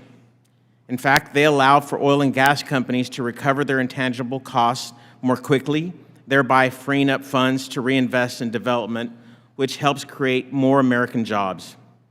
There is a long history of bipartisanship support for IDCs as important tax tools to encourage domestic energy production. We need to remember that energy security is American security. We cannot have what happened to Europe recently and is happening now ever happen to us here. Even as we continue to transition to cleaner and cleaner energy, we must be reliant on our own production rather than foreign sources. And that means ensuring our domestic oil and gas production does not dwindle. Our country must be ready to face the energy challenges of the next few decades. And as President Biden himself acknowledged during his State of the Union recently, we are still going to need oil and gas for a while. That is some common sense. And this common sense bill promotes our nation's domestic energy production, our capabilities, something many of us have called for in the wake of Russia's unprovoked invasion of Ukraine. This legislation ensures we keep and create American jobs, lower energy prices, and decrease our dependence on foreign energy. We aren't asking for a handout for the energy industry. We're asking for the energy sector to receive the same treatment as other capital-intensive industries. Not doing so puts American energy at a global disadvantage. Energy independence is a foundation of a strong nation and economy, impacting almost everything we do, making the issues of oil and gas industry face a matter of national security. I urge my colleagues on both sides of the aisle to co-sponsor H.R. 5073, the Promoting Domestic Energy Production Act, to ensure domestic energy production can continue to nurture America to lead the world. Thank you, and I yield back. Mr. Gonzalez, thank you for being here. I appreciate the work that you have been doing with Congressman Kerry of our committee as well, and it was a pleasure to have your testimony. I now recognize Representative Trent Kelly, the gentleman from Mississippi. Mr. Kelly currently serves as Assistant Adjunct General for the Mississippi Army National Guard. He's received 2 Bronze Stars, among many other awards in his service, and it's a pleasure to have you before the best committee in Congress. I think you have to be tough. I'm surrounded by Gonzaleses from Texas. Thank you, Chairman Smith and Ranking Member Neal, for the opportunity to speak in support of my bill, H.R. 1755, the Uzbekistan Normalized Trade Act. My bill would remove Uzbekistan from Title IV of the Trade Act of 1974, more specifically the Jackson-Vanik Amendment, and in turn grant Uzbekistan permanent normalized trade relations with the United States. Originally, the Jackson-Vanik Amendment was a provision regarding Jewish immigrants freeing from the USSR. Because the Soviet Union no longer exists, the Jackson-Vanik Amendment is outdated and needs to be updated. This provision has become a roadblock in furthering our relationship with Uzbekistan and unfortunately has devolved into a point of leverage to gain concessions. Uzbekistan has made meaningful constitutional reforms regarding women's rights and free market access, which have encouraged foreign investment in Uzbekistan. Militarily, Uzbekistan has assisted the United States in withdrawing from Afghanistan and has a robust state partnership with the Mississippi National Guard. Building a strong political and economic partnership with the budding democratic government in Uzbekistan is key to the United States as the United States seeks to counter Russian and Chinese influence in the region. Uzbekistan is a regional leader in the region. While our adversary is preoccupied with this conflict in Ukraine, this is an opportunity for the United States to further deepen our relationship with the former Soviet bloc country. This bill would help further the domestic and international interests of both countries. Uzbekistan has made significant strides to implement strong, robust diplomatic and economic relations with the United States. As a matter of fact, I'm meeting with Senator Safayev, one of their chairmen in their Senate, immediately following this meeting. I would be remiss to point out that Mr. Gonzalez from Texas, the Democrat that was sitting to my right, is the co-chair of the Uzbekistan caucus with me and has visited, and several members of this committee have visited Uzbekistan with me. Thank you, Mr. Chairman and Ranking Member Neal, for time to speak today, and I urge the committee to consider H.R. 1755 in its markup. Thank you, Mr. Kelly. We appreciate you joining us. I now recognize Representative Tony Gonzalez, the gentleman from the great state of Texas. Mr. Gonzalez was a cryptologist in the United States Navy for 20 years. And with deployments across the Middle East and Asia, he currently sits on the Appropriations Committee and the Homeland Security Committee. Thank you for being with us, Tony. Thank you, Chairman Smith and Ranking Member Neal, for leading this committee and letting me testify today. I appreciate the opportunity to share my passion for helping foster youth. When I was 5 years old, my mother and I left an abusive home in the middle of the night, and we spent time in a battered women's shelter. Today, thankfully, my mother lives with me, and she helps Angel and I raise our 6 children. My wife, Angel, has a similar story. She was a foster child herself and makes it a point to try to find ways to fix the foster care system in a manner that brings everyone together. Unfortunately, my story does not have the same happy ending for thousands of children in foster care today. Not only are foster care standards far from what they should be, thousands of children in foster care have gone missing from state foster care systems and cannot be located. As a member of the Congressional Foster Youth Caucus, I believe there are ways to address this issue and ensure that our nation's foster youth receive the care they deserve. This is why I introduced the Find and Protect Foster Youth Act, which would help remove obstacles in identifying and responding to children who go missing while in foster care, which are also known as runaways. The issue is that the data on runaways is often inaccurate and in some cases preliminarily closed. Long-term data analysis suggests the runaways episodes are actually much higher than what is shown on record. Currently, state and tribal governments are not required to include plans for locating any child missing from foster care, nor are they required to report those findings. The Find and Protect Foster Youth Act addresses this issue by requiring the Department of Health and Human Services to find obstacles in identifying and responding to missing children in existing foster care system. The bill seeks to accomplish this by requiring an evaluation of states' protocols to determine the location of the missing foster youth, a report to Congress on the results of that evaluation, and screenings for children who return to foster care to determine if the children were victims of sex trafficking during their absence. This is only a start and much more has to be done, but I am grateful for the opportunity that you're giving a voice to so many that feel voiceless. Thank you, Chairman, and I yield back. The Ranking Member. I want to thank the gentleman for bringing that issue to our attention and the considerate manner in which you delivered it. One of the great stories of Congress is how people got here and what their backgrounds are and how they were raised, which in most instances inform our decisions. So I have a very similar story to the one that the gentleman offered, and while not wanting to make everybody familiar with it, many people know of it. Much dependent on Social Security survivor benefits. Grandmothers and aunts were all involved in that raising of myself and others. But as you've described it, there are extraordinary challenges that confront people every single day. But I'm pleased that you were able to bring your own experience and tell your own story, because in the end, that's what helps move Congress in the right direction. So I thank the gentleman. Mr. Schweikert. Thank you, Mr. Chairman. Tony, well, quick question. So this is basically on tracking foster youth that just have disappeared from the rolls, or, you know, and my wife and I have gone through the process of getting certified in our time trying to adopt kids. But some of the issues around it are much bigger. Our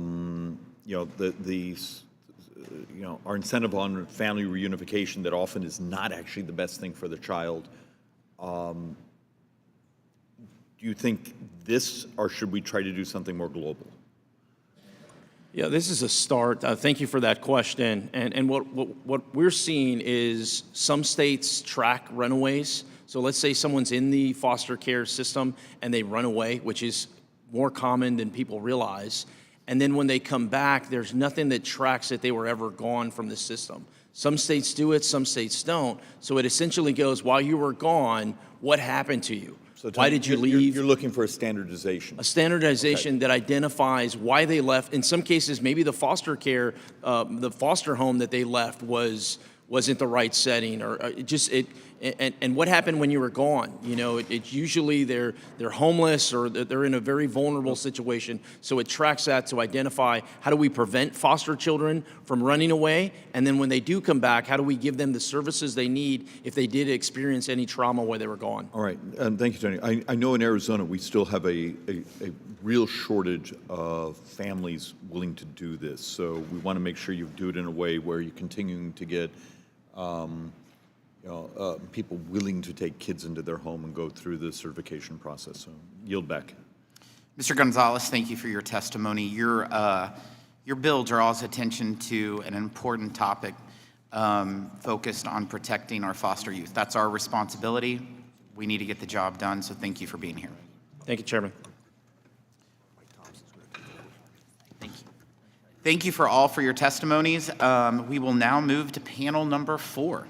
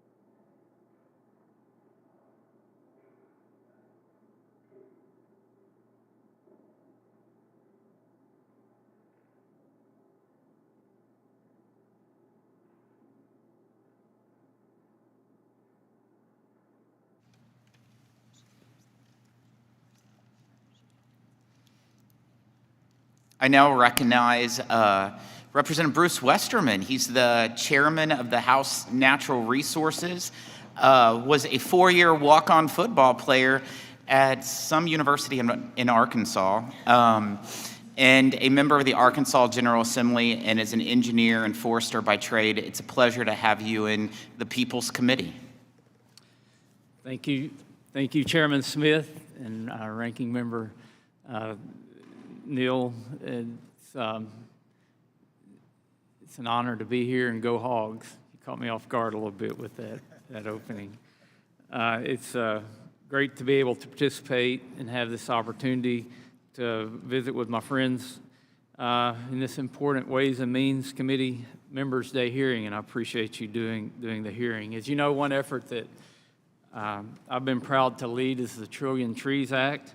It's a bipartisan proposal that seeks to establish the United States as a global leader in the 1 Trillion Trees Initiative.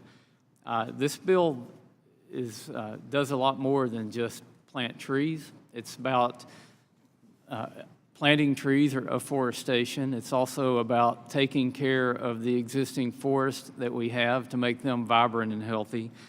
And it's also about using wood products to store more carbon. And one way to think of that is wood is kind of like a battery for carbon. Photosynthesis is the oldest, most efficient, most effective way of taking carbon out of the atmosphere. Teddy Roosevelt called trees the lungs of the earth. Through photosynthesis, trees pull in carbon dioxide, they store the carbon in the wood, and they exhale the oxygen back for us to breathe. And the interesting thing is we're in this beautiful hearing room, got all this nice wooden dais and furniture in here. 50% of this wood was atmospheric carbon at one point in time. It was atmospheric carbon that a tree pulled in, converted it into hydrocarbons, stored it in the wood, and as long as this wood is here, this carbon is stored here. Now, where these trees were sustainably harvested, hopefully, where this timber was cut, a new tree grew back, and it's out there storing carbon today in that same space. So it's very important that we keep forested lands and that we're able to utilize the ability of the land to perform photosynthesis through plants and store the carbon. But it's also important that we utilize wood products kind of like a battery. You know, we talk about carbon capture and sequestration. Well, nothing captures carbon and sequesters it better than wood. Some of our oldest structures in the world are actually wooden structures. The other part that's so fascinating about trillion trees is there was a study done a few years ago that said that if we planted 1 trillion trees globally, we would sequester 205 gigatons of carbon. That's an amount equivalent to 2/3 of all the carbon emitted by man since the beginning of the Industrial Revolution. Now, people will argue that number and say, well, that's too high or that's too low, but the fact is it's larger scale than anything else that anybody has talked about. And it's something that's readily available that we should be working on. Now, for all the tree folks out there, there's about 3 trillion trees in the world. Scientists tell us there have been as many as 7 trillion trees, and we have about 300 billion here in the United States. So we can't plant 1 trillion trees in the United States, but we can certainly do our part to plant more trees and to take care of the forest that we have. And that leads me to the reason I'm here at the Ways and Means Committee. I've been working with Representative Ferguson, who comes from a tree state, great state of Georgia, and they get it there in Georgia. They know, just like we do in Arkansas, that we harvest a lot of trees, but we're growing more trees than we're harvesting. So the amount of wood in Arkansas and Georgia and other states is increasing every year. And the greatest threat to deforestation is development. So, and to prevent or to keep forests forested, we need to have markets for those products. And that's why we're proposing that we don't create a new tax credit. We just make products like mass timber available for existing tax credits, such as those under Section 45L and under Section 179D. Wood is not only a great store of carbon, it also is a great insulator. And when you make mass timber, it's really thick panels that creates a very high insulation value envelope for a building. So that's the reason I'm here. I'm out of time, and we'd be glad to answer any questions. Mr. Ferguson. Thank you, Mr. Chairman. Mr. Westman, thank you for being here today. As you pointed out, we've got an excellent opportunity in front of us to do something really good for the environment and really good for our economy simultaneously. And when you look at the ability of Americans to innovate and to create, one of the things that we can lead the world on is mass timber, and using that to help with, as you mentioned, the sustainability of our forest, making sure that we have markets for the end user. But we are facing some real challenges related to housing availability right now. Using mass timber in the residential area looks like it could provide some solutions to that, because you can build houses more quickly and more affordably doing this as this industry continues to grow and ramp up. So many times I think mass timber is viewed as building 10-story skyscrapers. We need to open up these markets for individual consumers in the home section, and also the very small commercial where concrete and steel aren't the primary choice for building. You bring up something that's very important, and I think it should be talked about one more time. One of the biggest challenges that we have with energy usage is the inefficiency of homes because of poor insulation. And if you can build homes using mass timber that have a greater that have a greater R value, you wind up saving a significant amount of energy in our baseline load and our baseline capacity and the energy that we're going to need for a lot of other stuff.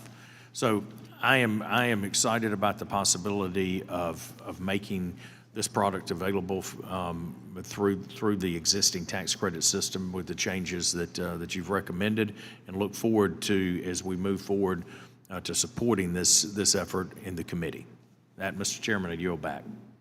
Thank you. Mr. Kelly is recognized. Thank you, Mr. Chairman. So you're sitting beside another guy who knows about timber. And we talk about Pennsylvania, people say, oh yeah, you guys, big steel states. No, that's not what biggest product we have. They say, oh yeah, you guys are into coal and natural gas. I said, well, yeah, that's part of the deal. It's timber.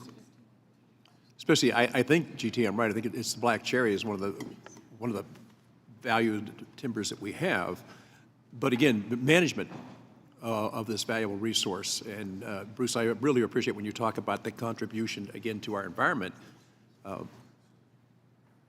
You all teaching us about something we have absolutely no idea about is incredible. I'm so glad you're on the committee and that you're here serving in the Congress, because I don't know if anybody ever served here before that had the profession that you were already in. So I know when Freddie Keller wasn't able to run, Freddie Keller is another guy. It was all about timber. It was all about wood, and really just hanging around with him and would talk about it. I was amazed by what I didn't know. So, and I know GT feels the same way about it because we talked about it many times. And thank you for being here, and thank you for bringing it up and bringing it to our attention. Thank you. Ms. Malliotakis. Thank you. I just want to thank the sponsor for this legislation. I'm a proud co-sponsor of this bill. I think it is a practical, common sense, cost-effective solution, carbon sequestration, and also, as my colleague said, can help the economy as well. And so it's a win-win, and I think that it really makes sense for us to move this bill forward, and just appreciate the gentleman's time. Thank you, Chairman Westerman. We appreciate your time in our committee. Thank you, Chairman Smith. I now recognize Chairman G.T. Thompson, the gentleman from Pennsylvania. Mr. Thompson is the proud chairman of our House Agriculture Committee. It's great to have you here. Well, Chairman Smith, thank you so much. Ranking Member Neal and members of the House Committee on Ways and Means. Good morning, and thank you for providing the opportunity to share my priorities for the 118th Congress. And after spending nearly 3 decades as a therapist, rehabilitation services manager, and a licensed nursing home administrator, prior to coming to Congress, I've seen firsthand the importance of access to quality health care in rural communities. Today, I'd like to discuss a couple pieces of legislation before this committee that remove some of these obstacles and increase access, affordability, and quality of care for patients across the country. The first, H.R. 4315, the Medicare Orthotics and Prosthetics Patient-Centered Care Act, which would strengthen Medicare for beneficiaries who use orthosis and orthotics and prosthesis by reducing waste, fraud, and abuse within the Medicare program and expanding access to these critical devices. Medicare currently reimburses the drop shipment of custom orthotics and prosthetics directly to a Medicare beneficiary's home without any clinical guidance, training, or intervention from a provider or supplier. Now, this leads to rampant waste, fraud, and abuse within Medicare, as drop-shipped devices may not fit a patient's needs, do not work as advertised, may not be able to be operated without professional guidance, and quite frankly, with ill-fitting devices, can cause ulcerations and further expensive medical complications. Now, this legislation prohibits the drop shipment of all prosthetic limbs and custom fabricated or custom filled orthotics, potentially saving Medicare billions of dollars and ensuring that these beneficiaries have appropriate access to a healthcare practitioner to provide the necessary guidance. H.R. 4315 also expands access to replacement orthosis for Medicare beneficiaries. Currently, Medicare does not generally cover the replacement of a custom-fitted or custom-fabricated orthotic within the reasonable use lifetime of the orthotic. This forces beneficiaries to wait a long period of time before being eligible for replacements and undeniably delaying access to medically necessary care. This bill would also allow Medicare to reimbursement for a replacement orthotic device if the current orthotic device is broken or a new one is medically required. Finally, H.R. 4315 implements a zero-cost regulatory fix to allow certified or licensed orthotists or prosthetists to provide off-the-shelf orthotics directly to Medicare beneficiaries by exempting them from competitive bidding. Under the present system, orthotists and prosthetists without a competitive bidding license are required to send patients in need of an off-the-shelf orthosis to a colleague that has a competitive bidding license, adding an unnecessary barrier to care. This change brings orthotists and prosthetists in line with other providers like physical and occupational therapists and physicians. Also, the Centers for Medicare and Medicaid Services they exempt those individuals from the competitive bidding process. So there is precedent within the industry. I respectfully urge the committee to provide for consideration of the Medicare Orthotics and Prosthetics Patient Care-Centered Act to reduce waste in Medicare and increase access to these devices for patients across the country. Now, I'd also like to turn to an issue impacting access to care for thousands of Medicare beneficiaries. As you may know, current Medicare law requires that patients have an inpatient stay of at least 3 days in order for Medicare to pay for prescribed care at a skilled nursing facility.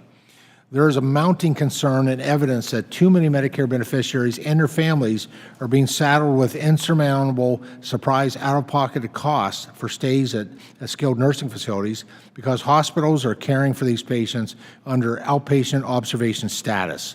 This billing technicality has significant repercussions for beneficiaries who are left facing either enormous unexpected post-hospital bills or avoiding the care and treatment their doctors have recommended. We saw the temporary waiver of these 3-day rule during the COVID-19 pandemic, and now it is time to take it a step further. H.R. 5138, Improving Access to Medicare Coverage Act, is a bipartisan legislation that ensures Medicare covers this doctor-recommended post-acute care by counting the time spent under observation status towards the requisite 3-day hospital stay for the coverage of skilled nursing care. Certainly respectfully request that the committee give full and fair consideration to H.R. 5138, and I've included in my written comments that have been submitted some additional priorities under the jurisdiction of this esteemed committee. Thank you for the opportunity to be able to be here and participate in your member day. Thank you, Chairman Thompson, for your presence.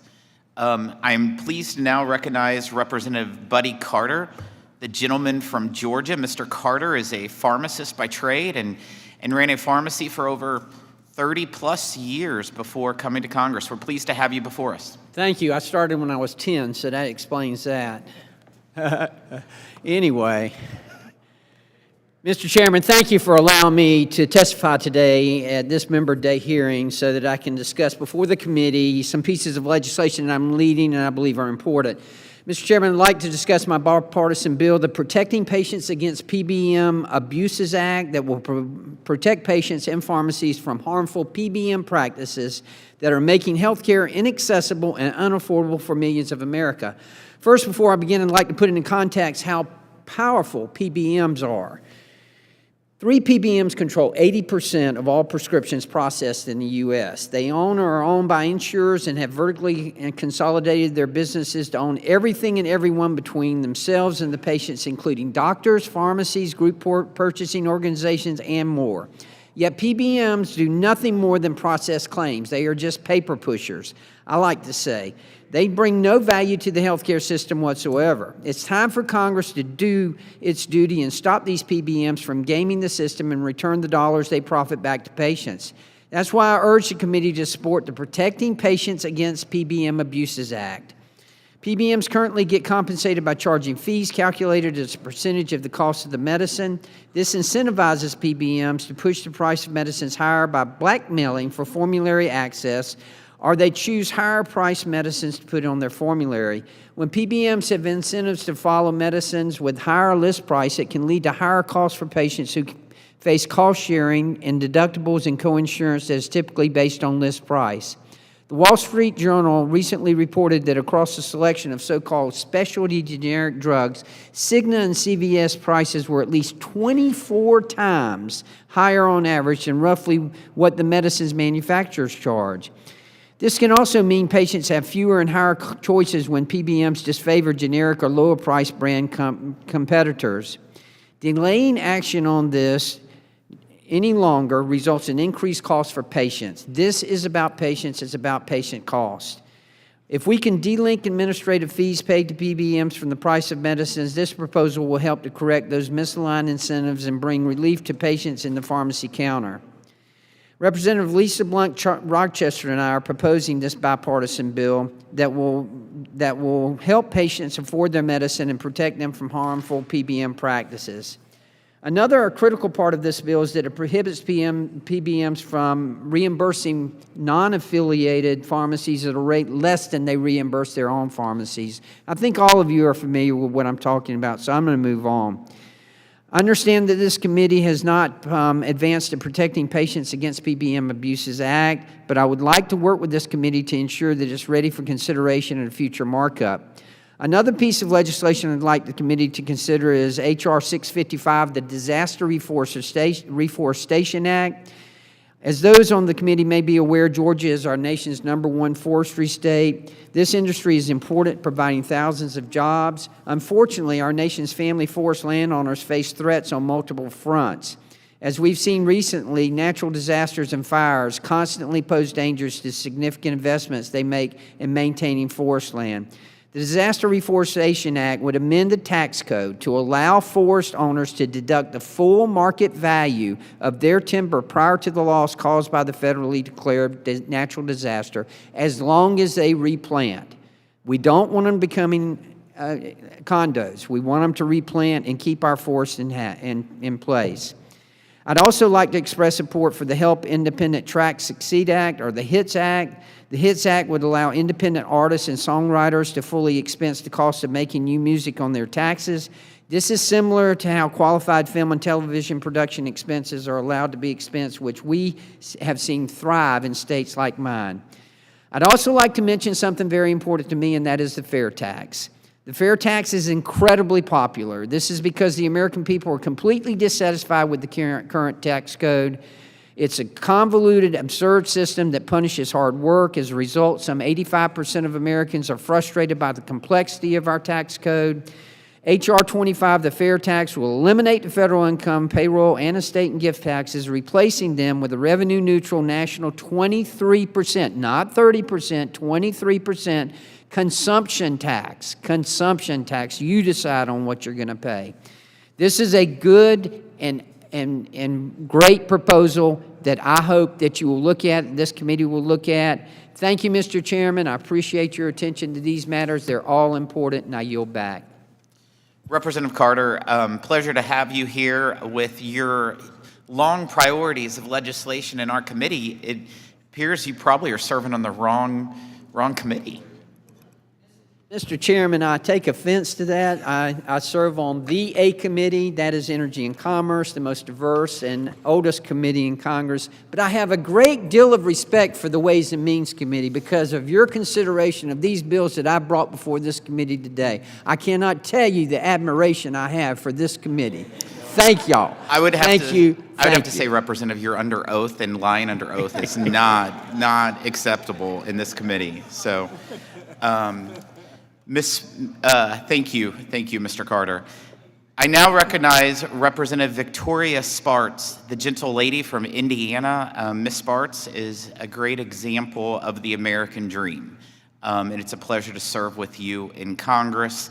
And I know that you've spent a lot of time as an accountant, a real estate broker, and an adjunct professor before you came here. Thanks for being before our committee. Thank you so much.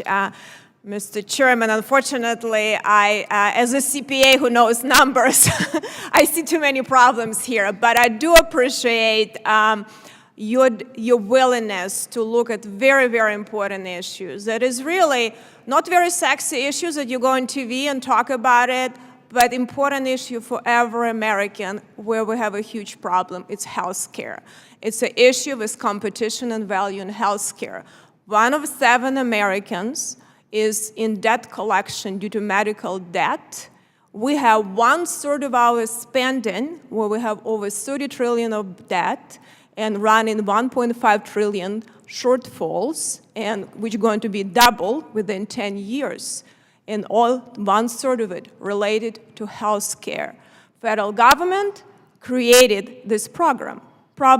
It's not problems that created by lack of competition or created a problem that created monopoly problem. It's a natural monopoly. That is a monopoly that created by perverse incentives and barriers of entry that were created by federal government. So now Congress has to resolve this problem to the American people if we want for American people to have innovative solutions that are going to improve their lives, it's going to improve our situation with debt, and it's going to save some funds, like Medicare, that is going bankrupt. We can talk about all of this, appropriations. We can talk about reconciling our debt. We will never reconcile this debt without dealing with health care.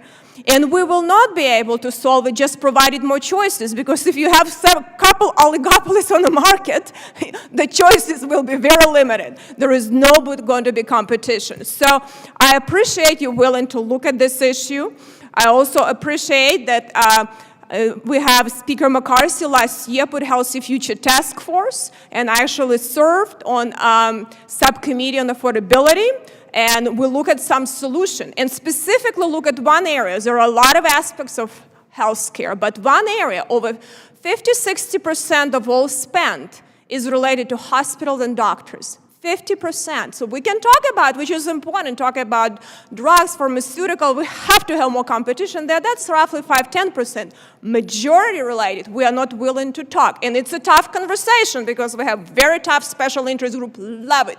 They build in Taj Mahals, have billions on Wall Street, and pay billions to the executives. And I'm not against them making money, but the problem is we're subsidizing it by taxpayers and bankrupting the country. It is unacceptable. And our debt and spending is a national security issue. And it's irresponsible for us, to pass it on to future generations. I know it wasn't created by just this Congress. I have completely understanding every Congress punted this issue. But we're reaching a point we cannot do it any longer. So I appreciate this Congress willing to do it. I truly do.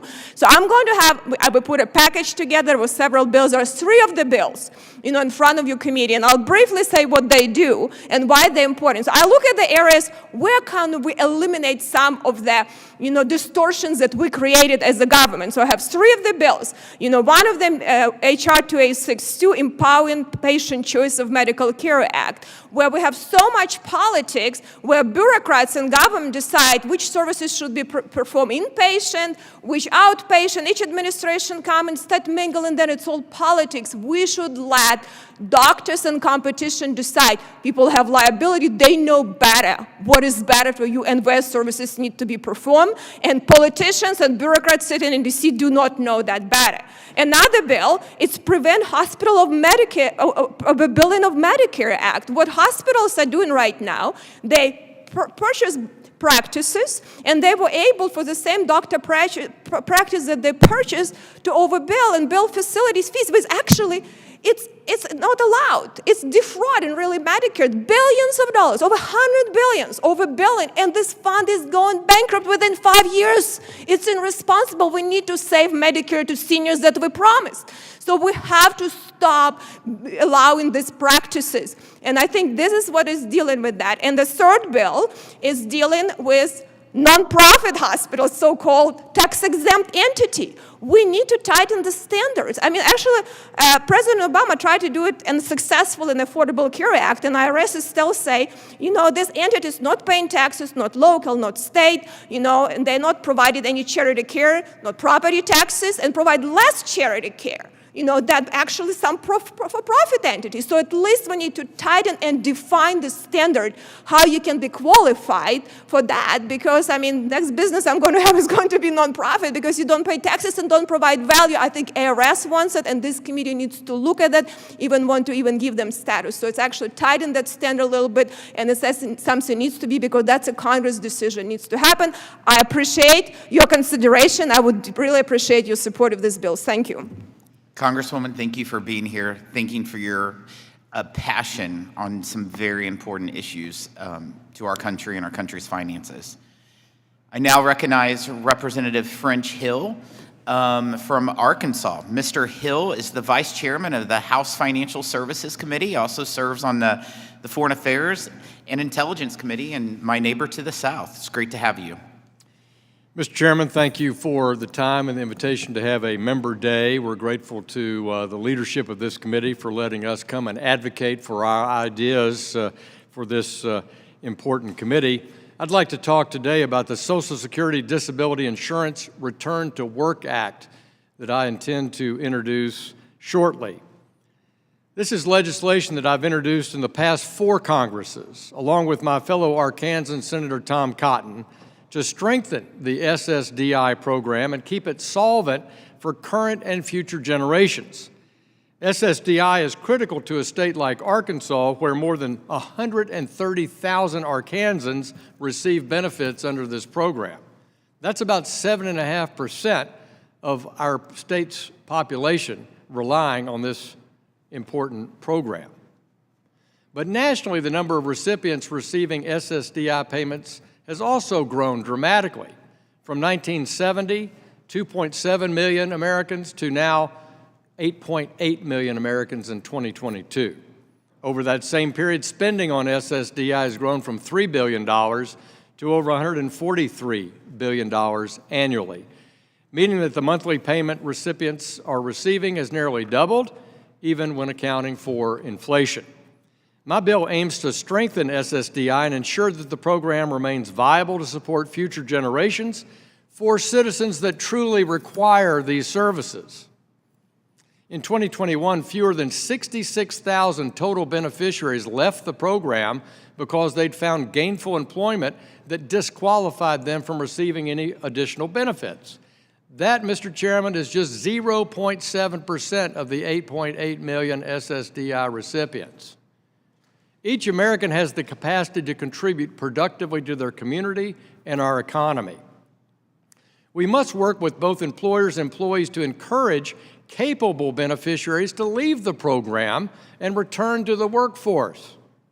This is like the private sector's approach on short-term versus long-term disability that private companies offer their own employees. SSDI should be crafted to reflect both short-term and long-term approaches to assistance. Those who do regain their independence and experience have more fulfillment in their lives, improved health, and better economics. My bill is straightforward.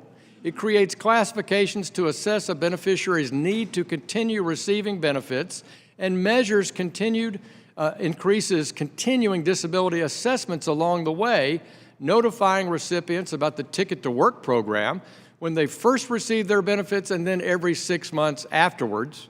It also proposes to amend the Work Opportunity Tax Credit program to include qualified SSDI beneficiaries. By creating reasonable timelines for those expected to improve, incentivizing them to return to the workforce, SSDI can continue to serve as a temporary reprieve for those with work-prohibited disabilities, allow beneficiaries to earn more income, and facilitate a return to the workforce for millions of Americans, something that we desperately need across our 50 states. I'm committed to protecting SSDI for those who remain unable to work and supporting those who show improvement as they strive for greater freedom and opportunity for their families, themselves, and their careers.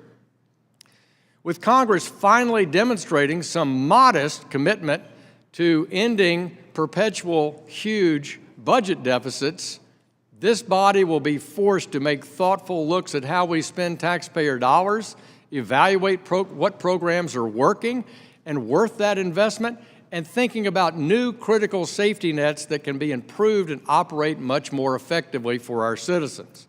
Congress has long abdicated its oversight responsibility for Social Security and the Social Security Disability Program. This must change.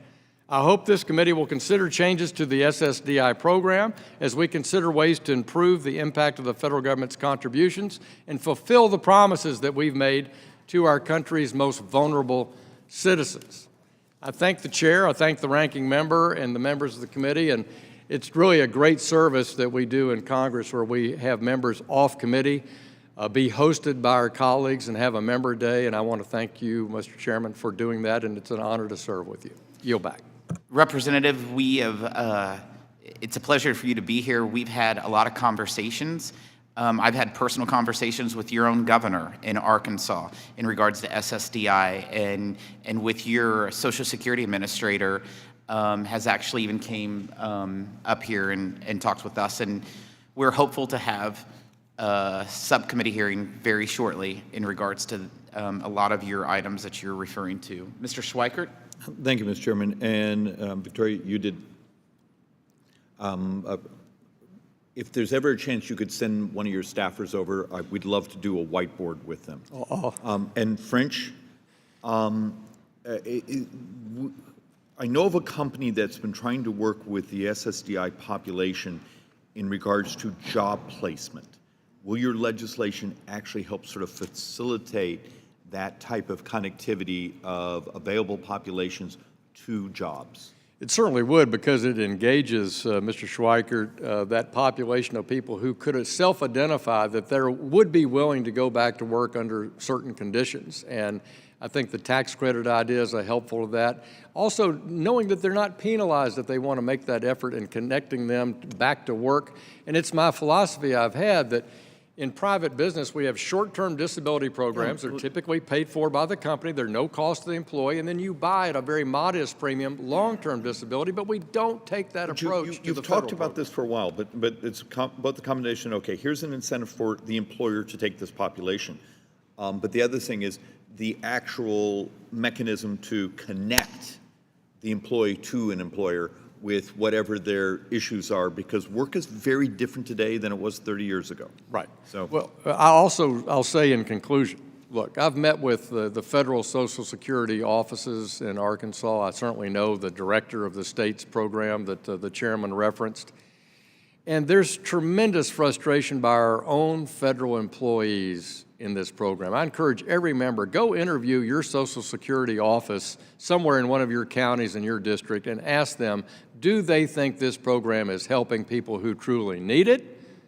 Or is it just opened up to a payment for people who know how to work the system? Mr. Chairman, there was a trivia point a couple years ago in a hearing in here that there was like 3 or 4 counties in the United States that actually had more people receiving this benefit than actually working.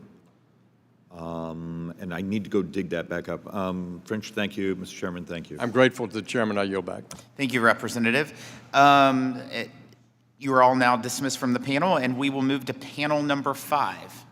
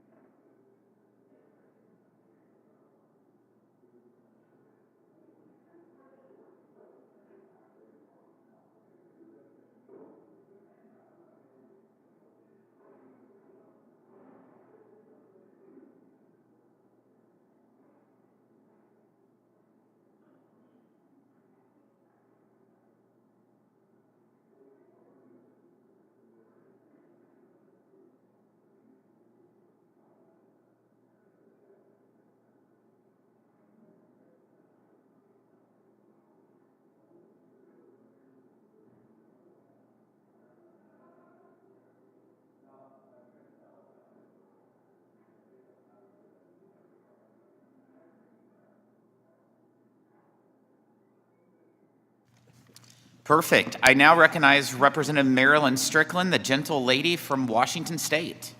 Thank you, Chairman Smith and Ranking Member Neal, for having us here today for Member Day. First, I'd like to recognize and thank this committee's important oversight of paid family and medical leave. Back home in Washington State, we have paid leave, and new parents have the peace of mind knowing that they can care for their newborns at a very critical period of life without having to worry about missing a paycheck. We can also take time to care for family members with serious health conditions. Washingtonians with temporary serious health conditions can use the state's program to continue to pay their bills while they heal. For our military service members, our state program lets them spend time with a family member who is soon to be deployed overseas or is just returning from overseas deployment. Paid leave is a great relief to families in my home state, and it would be a great relief to families across the entire nation. That's why from day one, I've been a co-sponsor of Congresswoman DeLauro's Family Act, H.R. 3481, which will provide paid family and medical leave at the national level. Military deployments, surgeries, newborns, these are stressful times, and the Family Act is our opportunity to relieve some of that stress and give our constituents security. The security of knowing that they can be with their spouse who just got back from an overseas deployment. It's okay to get that procedure they've been holding off on because they will not miss out on a paycheck. Mr. Chairman, I respectfully request that you advance this very important issue. Another way we can provide peace of mind and security to our constituents is by empowering them to make their own health care decisions. That includes making reproductive health care safe, affordable, and available to those who want it. But it also includes making sure that kidney patients and all who need dialysis can get it how and where they need to. As a strong advocate for kidney health, I am proud to be working with Chairman Smith and Representative Carol Miller on the Improving Access to Home Dialysis Act. This bill will provide for reimbursement through Medicare for in-home assistance and produce recommendations for improving access to home dialysis for communities of color. Many patients who need dialysis lack access to reliable transportation, resulting in missed treatments and worse health outcomes. By empowering patients to get dialysis where they choose, our communities will be healthier and safer. I want to thank Chairman Smith and Rep. Miller for their partnership, and I thank former Representative Bobby Rush for his leadership on this very critical issue. And then lastly, I ask that you consider H.R. 2788, the American Investment in Manufacturing Act, or the AIM Act, to bring needed tax relief to small businesses. American manufacturers need help, and they cannot afford to wait. Prior to 2022, businesses could deduct 30% of earnings before interest, tax, depreciation, and amortization, known as EBITDA. And that was not only a national standard, but it is an international standard. American businesses relied on this deduction to pay off loans and continue to invest in themselves and their employees. This will help them increase manufacturing capacity and be competitive on the global market. The businesses now will be unable to deduct depreciation and amortization at the worst possible time. With supply chain shortages, higher material costs, and higher rates for loans, there are now barriers to expanding capital-reliant manufacturing. The AIM Act, led by Representatives Adrian Smith and Joe Morelli, will make it easier for capital-intensive companies, especially manufacturing, to finance growth. As you know, the manufacturing economy is crucial to growing our domestic workforce, enhancing our competition, and ensuring future economic growth across the entire country. President Biden and his administration are committed to returning manufacturing jobs back here to America, to our home. This bill aligns with these goals by allowing American manufacturers to onshore even more manufacturing jobs and supporting the over 450,000 Americans employed in manufacturing.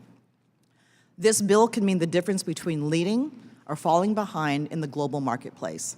The AIM bill has bipartisan support, and Mr. Chairman, I respectfully ask that you advance this legislation. Thank you very much for your time today, and I yield back. Thank you, Representative, for being here. Mr. Snyder? I just want to say thank you for taking the time to come and present your thoughts. Very much appreciated. Thank you. We will now recognize Representative August Pfluger, the gentleman from the great state of Texas. Mr. Pfluger is a graduate of the Air Force Academy and spent 20 years as a decorated fighter pilot. It's great to have you before the best committee in Congress. Thank you, Chairman. Thank you, Ranking Member. That might be debatable, but for today, during the purposes of this discussion, absolutely. No, thank you for providing the members the opportunity to share our priorities for this Congress. I'm proud to represent the world's largest secure supply of energy, the Permian Basin. It accounts for over 40% of all crude oil production and almost 20% of natural gas production, and the region is absolutely the epicenter of our domestic energy production and a geostrategic tool for national security. Last Congress, some lawmakers pushed to remove essential provisions for energy producers like intangible drilling costs, IDCs, which are a crucial tool for weathering a volatile and unpredictable industry. The ability of independent oil and gas exploration and production companies to deduct IDCs in the same way other businesses deduct business expenses is absolutely crucial and key to a company's ability to lower the cost of capital for domestic production activity. The Inflation Reduction Act imposes a book minimum tax on American companies, but companies are still able to reduce their taxable income by the amount of depreciation deductions they're already receiving through traditional corporate income tax. However, the oil and gas industry, who utilize IDCs, is treated punitively by the corporate alternative minimum tax. This is just one of the many issues that the corporate alternative minimum tax poses for energy producers, specifically in the oil and gas industry. IDCs are not loopholes, they're not credits, they're not subsidies. In fact, the expensing of IDCs allows companies to recoup such costs as labor, equipment rentals, pad preparation, and other expenditures for which there is no salvage value. In fact, over 80% of IDCs are associated with labor cost. Our nation's tax code is designed to levy taxes on net profits, not dollars used for ordinary and necessary cost or capital expenditures. The elimination of the current expensing of IDCs would drastically increase the cost associated with these high-risk and high-cost projects and would result in less domestic production of our own energy, jeopardizing our nation's economic and national security. Unfortunately, there are many punitive policies that this body must address, and thank you, by the way, Chairman, for doing that work. For decades, millions of retired public servants, including police officers, firefighters, and teachers, have had their Social Security checks unfairly docked because of an antiquated formula. Every month, retired public servants risk their benefits being reduced due to windfall elimination provision. At a time when so many are already struggling to keep up with inflation, this money goes a long way. And our public servants deserve better. Those who have spent decades paying into Social Security should not be treated differently because they made a decision to serve their community. I'm proud to support Jody Arrington's legislation, H.R. 5342, to update Social Security's formula to fully compensate our teachers, firefighters, and police officers for the time they worked in the private sector and the taxes they paid into the system. And I urge the committee to take action on this bipartisan legislation. Lastly, it's imperative that our Congress and the Ways and Means Committee work to advance trade policies that prioritize American agribusinesses. Due to the previous administration's commitment to freer and fairer trade agreements, we made significant market improvements, and it's imperative we continue to ensure American agricultural exporters and many other sectors of our economy receive the full benefit of the improved trade deals with vigilant enforcement. Additionally, we must be in constant pursuit of new global markets for our farmers and ranchers. With worldwide demand for food on the rise, we must ensure that there is no one better equipped to lead the charge of feeding a hungry world than American producers. For several years, American business owners, farmers, ranchers, and energy producers have faced the threat of having the tax code weaponized against them and being left behind in the global marketplace. It's important that we work to bolster American competitiveness domestically and internationally, and I look forward to working with you. The last thing I'll say is thank you to this committee for helping out with a tax policy, the death tax policy, by increasing those provisions. And I know that we're coming up against, in the next year or so, that law again. The supercharged death tax and any changes to step-in basis will be detrimental not only to agricultural producers, to families, but to Main Street businesses and especially to the energy industry. Chairman, I appreciate the work that you've done. Everything that I've talked about here today, I believe, is a national security issue. The production of our own energy, the production of our own food, the ability for families that know how to do agriculture business, to be able to continue to do that is so vital. We cannot be dependent on our adversaries for energy and for food, and this committee absolutely stands in the gap to protect our domestic production. With that, thank you for allowing me to speak to you. I yield back. Thank you, Congressman. Our priority on this committee is to make sure that our country is secure when it comes to our energy, our food, and our health care.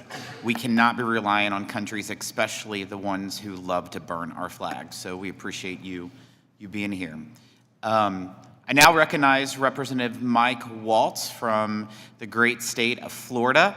Mike is the first Green Beret to be ever elected to Congress. He has been awarded 4 Bronze Stars and was a White House and Pentagon advisor in the Bush administration. It's a pleasure to serve with you. Thank you for being here.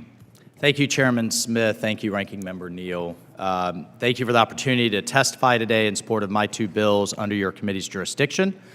The first is H.R. 1568, the Moving Americans Privacy Protection Act. This bill is bipartisan and it's bicameral, and it would require U.S. Customs and Border Patrol, CBP, to remove personally identifiable information, PII, including Social Security numbers and including passport numbers from cargo manifests before public disclosure. The legislation passed the Senate under unanimous consent this March.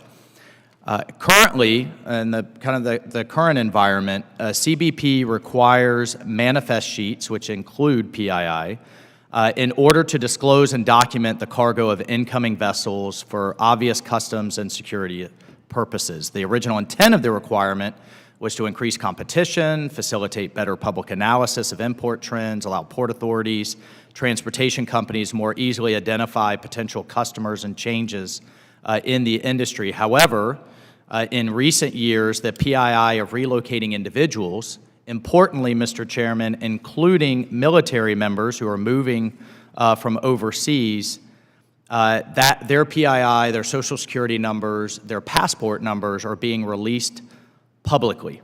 That has resulted in identity theft, credit card fraud, and makes collection by our adversaries, from terrorist organizations to foreign intelligence organizations, easy. They literally just have to log into CBP's website and collect the PII of not just our military members, but any American who is identified on these manifests. So I think the fix here is obvious and necessary, and all we're asking is that PII be stripped before public disclosure for all of the reasons listed. So this bill is supported by the American Trucking Association, the International Association of Movers, the Military Officers Association of America, and the National Association of Realtors, among others, and I ask for the committee's support. The second bill, H.R. 529, is extending the limits of U.S. Customs and Waters Act to extend the customs waters territory of the United States from 12 to 24 nautical miles from the baseline, from the coastline of the United States. This bill is also bipartisan, it's also bicameral, and it would update several existing laws and extend the U.S.'s contiguous zone from 12 nautical mile limit of the U.S. Customs and Waters to 24 nautical miles. And by extending CBP's jurisdiction to the nearshore waters, it would double its area of operation, and it would align CBP's maritime operations offshore with what the Coast Guard already has and with what NOAA already has. So Coast Guard and NOAA adopted these extensions several years ago. CBP did not. This bill would rectify that mistake.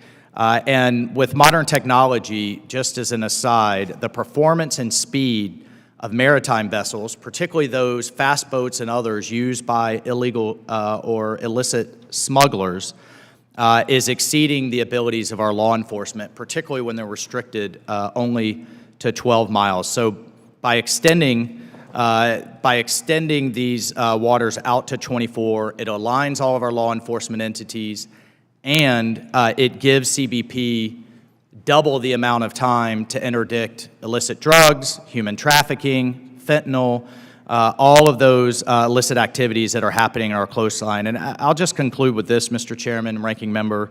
We talk a lot about, and rightly so, about our 2,000 miles of southern border. Our coastline in the United States is 95,000 miles. Right now, just in the Caribbean, between the Navy, the Coast Guard, and Customs and Border Patrol, they're only able to interdict 10% of what they identify on radar. So 90% of what they identify on radar as illicit activities gets through. And this would be helpful to rectify that. I ask for your support in marking this up, and I thank you for your time today. Thank you, Congressman. Appreciate all of your really important pieces of legislation, and hopefully we can get something done. So I now recognize Representative Maria Salazar, the gentlelady from Florida. Ms. Salazar is the daughter of Cuban exiles, a 5-time Emmy Award journalist, and is the only U.S. Spanish language journalist to have ever interviewed Fidel Castro. It's a pleasure to have you before our committee. Thank you, Mr. Chairman. My pleasure to be here and for allowing me to participate in this very important hearing. Trading has always been one of the strongest competitive advantages of our country because of the size of our economy and the dynamism of our marketplace. We foster capitalism, we embrace democracy, and we export our moral values. But unfortunately, at this hour, we're not the only ticket in the hemisphere. We have watched China aggressively enter both established and emerging markets. We, the United States, were motivated to trade for profits, but the Chinese, because they're communists, are motivated to acquire power. We have seen their tactics, offering low-quality goods, utilizing slave labor, and destroying the environment. Let me tell you, in the last 20 years, they have secured a very robust presence in Latin America through a Trojan horse strategy that has become the #1 trading power in the region. I'm going to repeat it to you. Did you hear me? Our hemisphere is being invaded by China, and they are now the #1 trading power in the region. 20 years ago, they traded $12 billion. 20 years later, last year, they hit $450 billion. That is a 3,000% increase, 3,000% increase. Right now, China has free trade agreements with Chile, Costa Rica, Ecuador, Peru, and another one with Uruguay is on the way. South America, specifically in South America, they have surpassed the United States as the top trading partner. We're talking about the Chinese are the top trading partners in South America. 10 years from now, China's trade with Latin America will be $700 billion. That is trade, not loans. In the last 20 years, China has lent almost $150 billion to the region. And of course, not only that, they're lending money, but they're helping our enemies, Cuba, Venezuela, and Nicaragua. 21 Latin American countries have signed into China's nefarious Belt and Road Initiative. Today, they control key ports in Peru, railroads in Argentina, airports in Honduras, dams in Ecuador, and critical rare earth materials in Bolivia. This is a major security risk for the United States. Needless to say, there are bad actors with bad intentions. We are the opposite. But I have good news, and that's the reason why I'm here today. It's called the Americas Act. And what does it do? It puts the United States of America back on top. It sends the message to every Latin American country that I have visited personally as a news reporter. If you play by the rules, if you fight political corruption, and if you reduce your dependence on China, you will join, you, meaning Latin American country, you will join what is called the gold standard of international trade, called USMCA. Mexico has it, Canada has it, you could have it too. I'm honored to have worked with the creator of this monumental legislation, Senator Bill Cassidy. Our intention is to unleash unprecedented prosperity throughout the region. And the bill has 5 pillars: trade and partnership.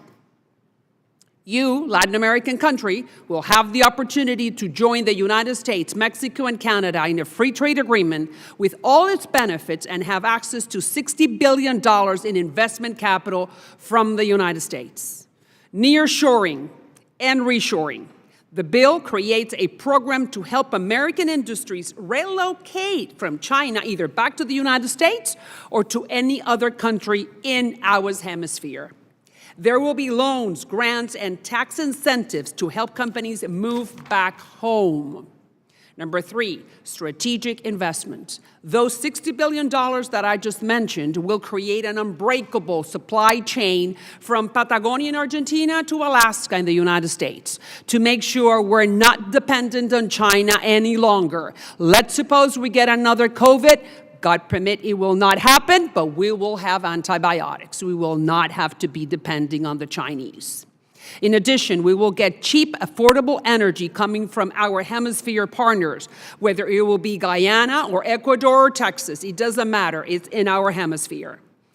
Transparency and rule of law. Number 4, for our neighbors, we will make it easy to do business with you in a clean, transparent, non-corrupt way. In other words, the American way.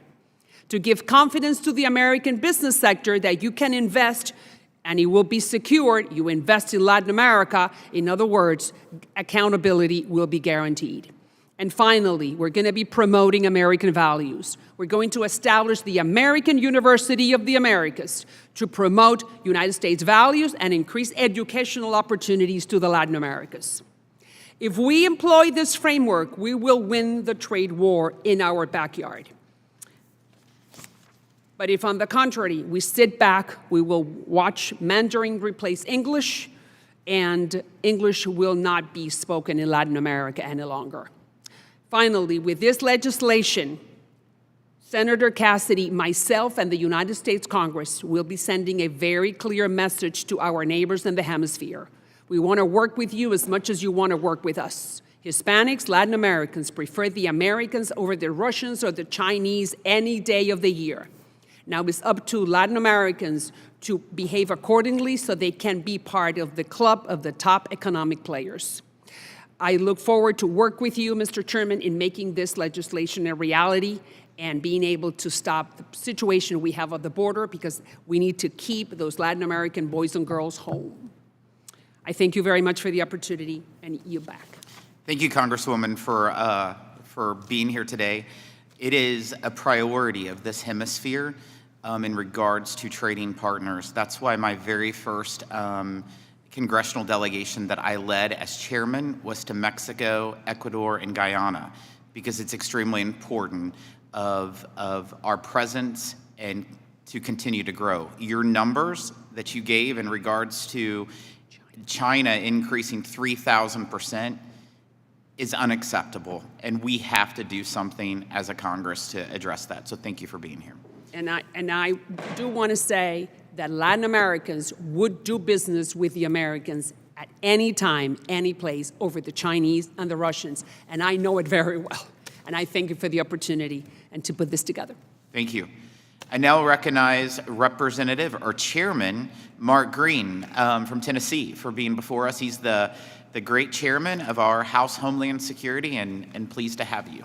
Thank you, Chairman Smith, and it's great to see you in the chair. I recall us rehearsing the night before. That was fond memories.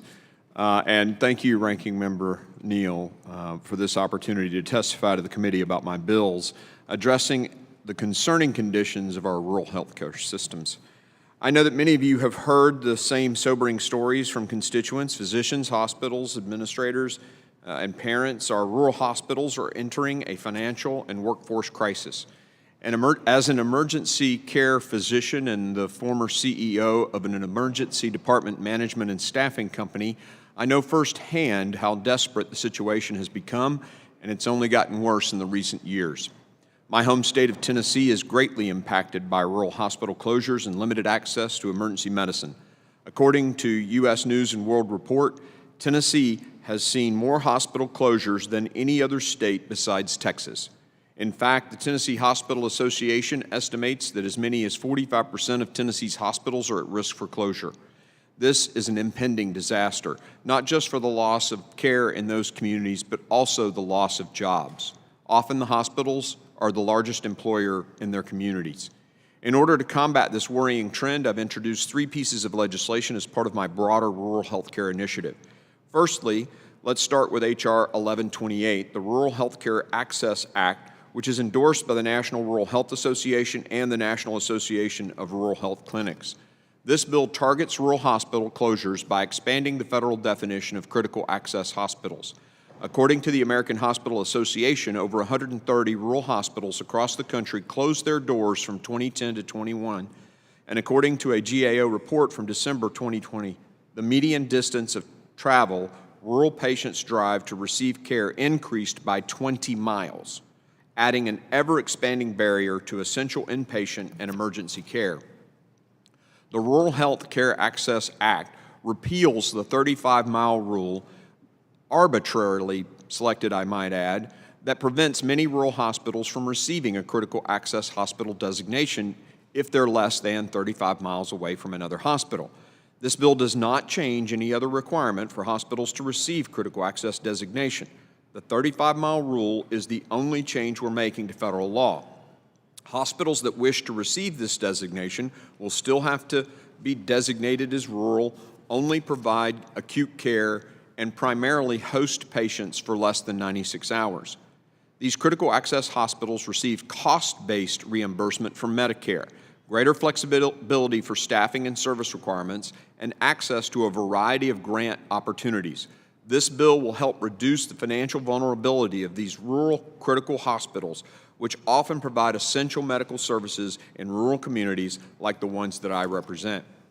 My second piece of legislation targets a specific issue in hospital systems, emergency departments. H.R. 1129, the Rural ER Access Act, would repeal federal regulation, note regulation, that prohibits freestanding emergency departments from operating more than 35 miles from a hospital. This 35-mile rule, again arbitrarily selected, was instituted in the 1990s to monitor the safety of ER patients.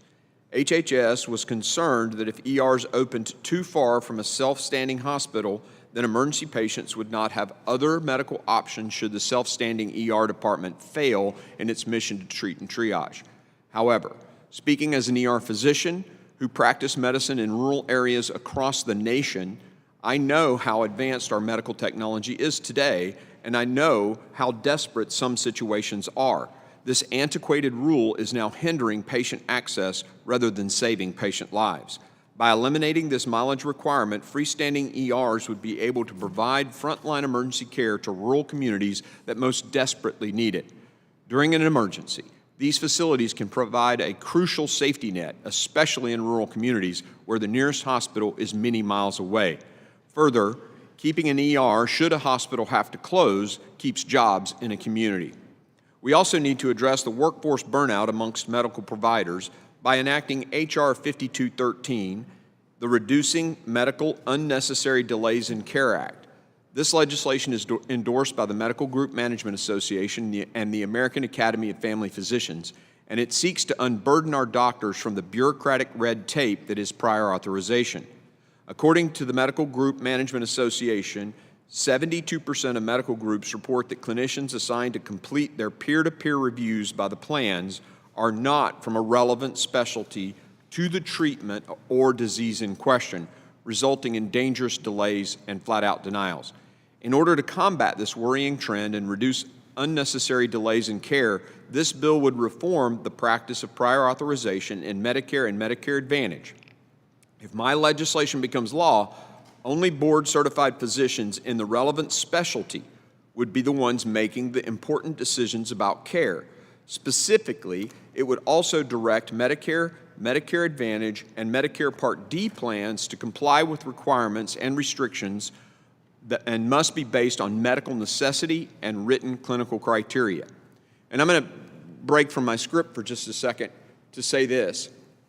When a physician reaches out to a health insurance or the Medicare for permission to do a procedure that it wants to do for its patient, they're oftentimes talking to someone who has no medical license, no care, and that individual makes the medical decision to take something off the table that the physician can use to heal that particular disease process. That is a medical decision. If there are 5 ways to heal something and the insurer or the Medicare, Medicaid patient or administrators take 3 of those away, that's a medical decision. And what this bill does is it says a physician that normally treats that type of disease should be the one making the decision at Medicare and Medicaid. What all these bills do is aim to restore our rural health system and save our doctors from needless paperwork. With this committee's help, I'm excited to get our medical system back on track. And finally, Mr. Chairman, and I know I've gone a little long, as a representative of Music City, I want to mention the HELP, Independent Track Succeed Act, HITS Act, which I have co-sponsored the past 3 Congresses and is so crucial for independent creators in Nashville who author and produce the hits we know and love. This bill makes much needed reforms to the tax code to ensure these creators receive the same treatment that other creative industries already get. I hope the committee can mark up this legislation in the near future. Thank you, and I yield back. Thank you, Chairman. This past Monday, I spent a whole day traveling throughout my congressional district in just listening sessions, roundtable after roundtable in healthcare. And rural healthcare, access to healthcare is my top priority, and I love your common sense pieces of legislation in eliminating arbitrary caps for critical access hospitals and freestanding clinics. It doesn't make sense that a bureaucrat was able to just make sure that those were implemented. Whenever I look at the Boot Hill of Missouri and I see that a hospital closed in Kennett, but it could not be a critical access hospital because another hospital just in another county was less than 35 miles. It has huge impacts, and I hope members of Congress will wake up and do something right. But thank you for being here. With that, we'll go to the next panel, panel number 6.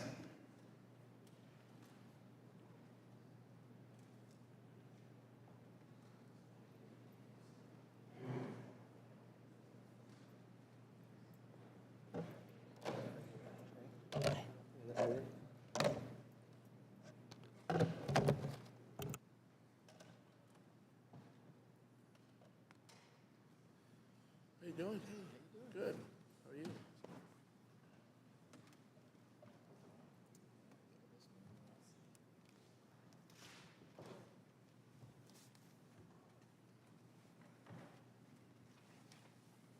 How are you, sir? This big ass font. You guys make me look bad. What's that? You guys are younger than me, and you guys have smaller fonts. What's going on with that? I don't know. Look at this. We're trying to be, I'll tell you why. We're trying to be green and not to kill as many trees. That's why. We're following your lead. We are. I'm moved.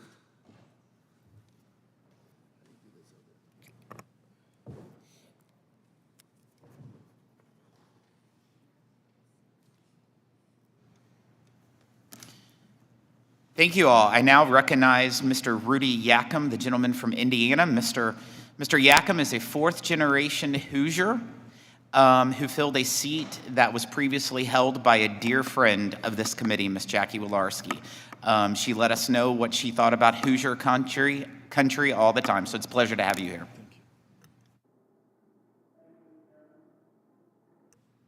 Thank you, Mr. Chairman.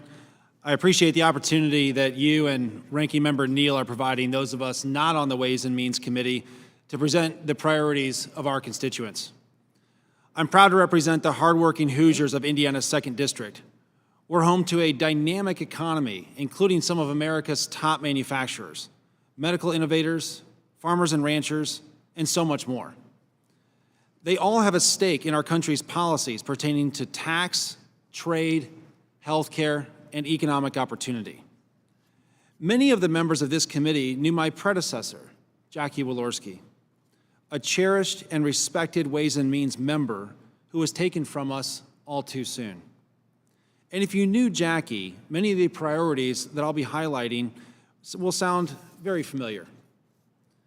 The 2nd District is the epicenter of the recreational vehicle industry.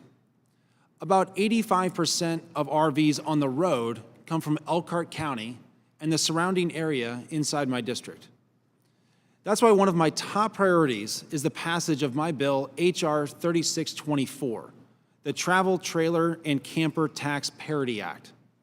The exemption of floor plan financing from interest deductibility changes in the Tax Cuts and Jobs Act solved an issue for many car and equipment dealerships across the country. However, it inadvertently left out non-motorized towable RVs, which are about 88% of RVs sold. This has forced RV dealers to maintain two separate sets of books, one for motorized and the other for non-motorized RVs. H.R. 3624 would correct this unintended consequence and allow dealers to focus less on unnecessary paperwork and more on selling RVs to Americans looking to explore the natural beauty of our great nation. Another priority is the reauthorization of the Generalized System of Preferences, or GSP program. As you might imagine, an RV has a unique and complex supply chain. The industry buys American whenever it can, but there are certain things that it simply can't. Luan wood is an example of this. It's a tropical wood found almost exclusively in Southeast Asia. Luan is water resistant and lightweight, which makes it ideal for the lining of an RV. It outperforms the other types of plywood on the market, providing superior durability and fuel economy. Luan entered duty-free under GSP starting in 2019. However, since the program expired at the end of 2020, RV manufacturers resumed paying over $1 million a month in unnecessary tariffs. I support a long-term extension of GSP to help RV manufacturers in my district, as well as other companies seeking to diversify their supply chains away from China. A third priority is Mr. LaHood and Ms. Delbene's bill, H.R. 3238, the Affordable Housing Credit Improvement Act. Inflation, supply chain disruptions, and rising interest rates have made it more and more difficult to find affordable housing. I'm a proud co-sponsor of the LaHood-Delbene bill because it would enhance a proven tool that has successfully encouraged private investment in affordable housing. Finally, across my district, I hear about the need for tax certainty. I hope we can work toward permanent, stable tax policy to give families the certainty to plan their finances and businesses and farmers the certainty to plan investments. Thank you again for the opportunity to testify, and I yield back. Thank you, Mr. Yakum. We appreciate you being here and pushing priorities that your predecessor had fought for a long time. So I now recognize Representative Carbajal, the gentleman from California. Mr. Carbajal sits on the Committee of Armed Services, T&I, Agriculture, and T&I is where he serves as the ranking member of the Coast Guard and Maritime Transportation Committee. So thank you for being here. Thank you, Chairman Smith and members of the committee. I'm here today to encourage your committee to consider and pass a bipartisan bill that I wrote with my colleague, Republican colleague, Lori Chavez de Remer from Oregon, as well as small business owners on the Central Coast of California. I'm sure there are many people here today that will claim that their bills are simple and straightforward, but our bill, the Child Care Investment Act, really is. We are just trying to make sure that the federal child care tax incentives already in our tax code are actually working. We already have a current tax credit set up to help businesses offer child care as an incentive when hiring and retaining workers. We just want to update it and expand the ways they can provide that child care. Yes, we already have a tax structure set up for families to save for child care tax-free. This legislation updates the cap on the child care FSAs, which in this case are called Dependent Care Assistance Plans, to keep up the current cost of care. Keep in mind, these caps have not been updated since the 1980s, and we already have tax credits to help working families who may be struggling to cover child care expenses. We just want to make sure this tax credit is updated and keeping up with inflation. The Child Care Investment Act has the support of multiple different chambers of commerce from my district, as well as the First 5 Years Fund, the Bipartisan Policy Center, and the Early Care and Education Consortium. And it's my understanding the U.S. Chamber of Commerce is also supportive of these types of policies. And did I mention it's bipartisan? Childcare, without a doubt, is a pressing economic issue. It keeps families out of the workforce if they can't find the care they need. It prevents businesses from hiring, expanding, or operating at the levels they want if they cannot find the workers they need. As this committee considers updating our tax code to support our small businesses and working families, I hope you will consider including this common sense bipartisan bill. Thank you so much, Mr. Chair. I yield back. Thank you, Representative. Appreciate your attendance today in regards to this piece of legislation. Providing for working class families is a huge priority of mine as chairman, and I look forward to looking into more of this legislation. Thank you. Mr. Whitman, it's a pleasure to have you before the House Ways and Means Committee. Mr. Whitman is the gentleman from Virginia. He's a member of the House Natural Resources Committee, the Select Committee on China, and the Armed Services Committee. It's a pleasure to have you. Mr. Chairman, thank you. And thank you so much to the committee for allowing me to speak today on H.R. 1477, the Freedom to Invest in Tomorrow's Workforce Act. We see the world around us today, and we know we have to have a strong, well-rounded, and properly skilled workforce in order to make sure we're successful in what has become a global competition. In this increasingly technical world where we have to digitize things and where we know that advanced skills are critical, it's vital that we have workforce development opportunities for folks to be able to develop those skills. We know if they're going to have those well-paying jobs, we know if they're going to be able to support their families, we know if they're going to add to economic growth in their communities, they have to have these skills. If we look at America's workforce today, we see that of the jobs in the future, 60% of those jobs will not require a 2- or 4-year degree, but they will require post-secondary education. Much of that education is very specialized. Another element we have to remember, too, is that we think sometimes, disparagingly on that additional training that's needed post-high school or post-secondary education. We look at it and go, oh, that's only, hundreds of dollars here or there. That's not a big difference. Mr. Chairman, for an individual or a family that's working on a fixed income, hundreds of dollars might as well be thousands of dollars. It denies them the opportunity that they need to get the skills and education that allow them to advance. We want them to have those opportunities. If you look at the statistics, let's take the Virginia Department of Labor statistics from 2021. We saw that 72% of Virginians surveyed said that they were interested in completing training that would enhance their job-related skills.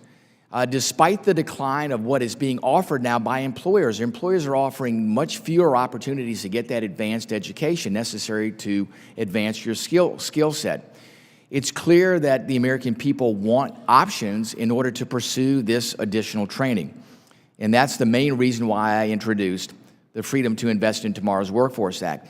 This legislation makes certification and credentialing programs eligible for 529 savings account use. So it's not just now, under this bill, limited to 2- and 4-year degrees. It would be for any post-secondary education. It would also include things like not just tuition, but also exam costs, supply costs related to workforce training. Many times when you're, let's say, go to a welding course, you need to bring certain tools and supplies with you. This allows those accounts to be used for more than just 2- and 4-year degrees. Under the Freedom to Invest in Tomorrow's Workforce Act 2, the credentialing and certification programs that would be eligible are also ones that are certified. They are certified under the Workforce Innovation and Opportunity Act and accredited by the National Commission on Certifying Agencies, the American National Standards Institute, or ones that are identified by the Department of Labor regulations or guidelines. And these will be deemed as eligible uses. So it puts specific limitations on it. I know folks have said, well, you have to worry about some programs just being there to take students' money. No, this is going to assure that these are credentialed programs that provide value, provide education that results in a certification or credential that is necessary in a field in order for somebody to get enhanced job opportunities. This distinction, I think, really reduces the uncertainty for 529 savings account users and for regulators. So we know that if it's eligible, parents don't have to worry about are their dollars going to a use that's going to provide value for their child. Mr. Chairman, I'm really committed to the success and development of our workforce, and I believe that this will do an incredible amount to be able to do that. Tomorrow, there's a group called Tomorrow's Workforce Coalition. It's over 500 different organizations. They are in full support of this bill. We have approaching 70 co-sponsors for the bill.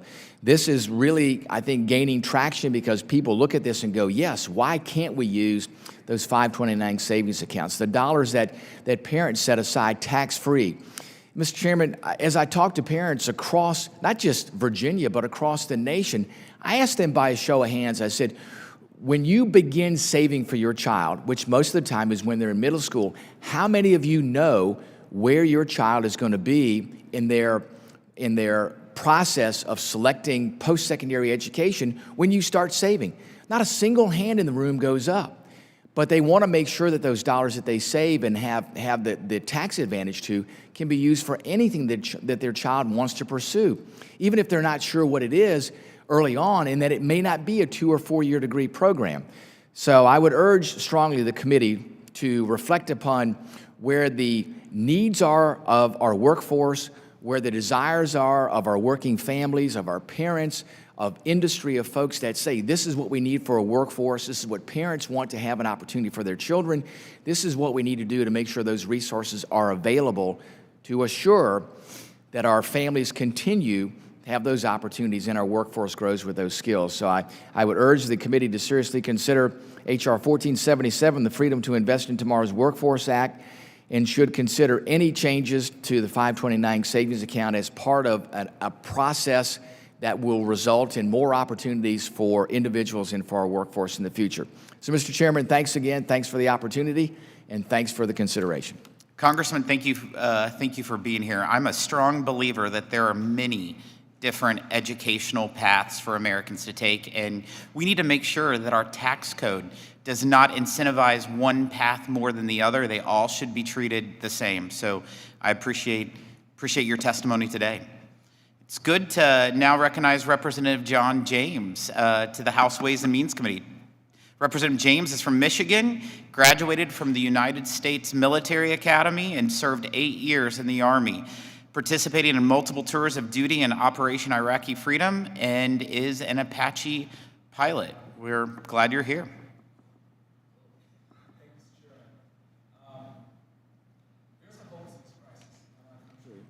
Americans feel like I think your microphone's off. Just got to push the button. Rookie mistake. Thank you, Mr. Chairman. Mr. Chairman, there is a hopelessness crisis in this country. Americans feel like everything is broken, nothing's working for them. That's why recent polling shows 74% of Americans feel like we are heading in the wrong direction. I'm in my district, and I talk to families who are deeply disenchanted with the government. They wonder if anyone's working for them. They wonder if anybody cares. Well, I know we care. And Mr. Chairman, I echo your sentiments that there should be many pathways to prosperity, particularly through education.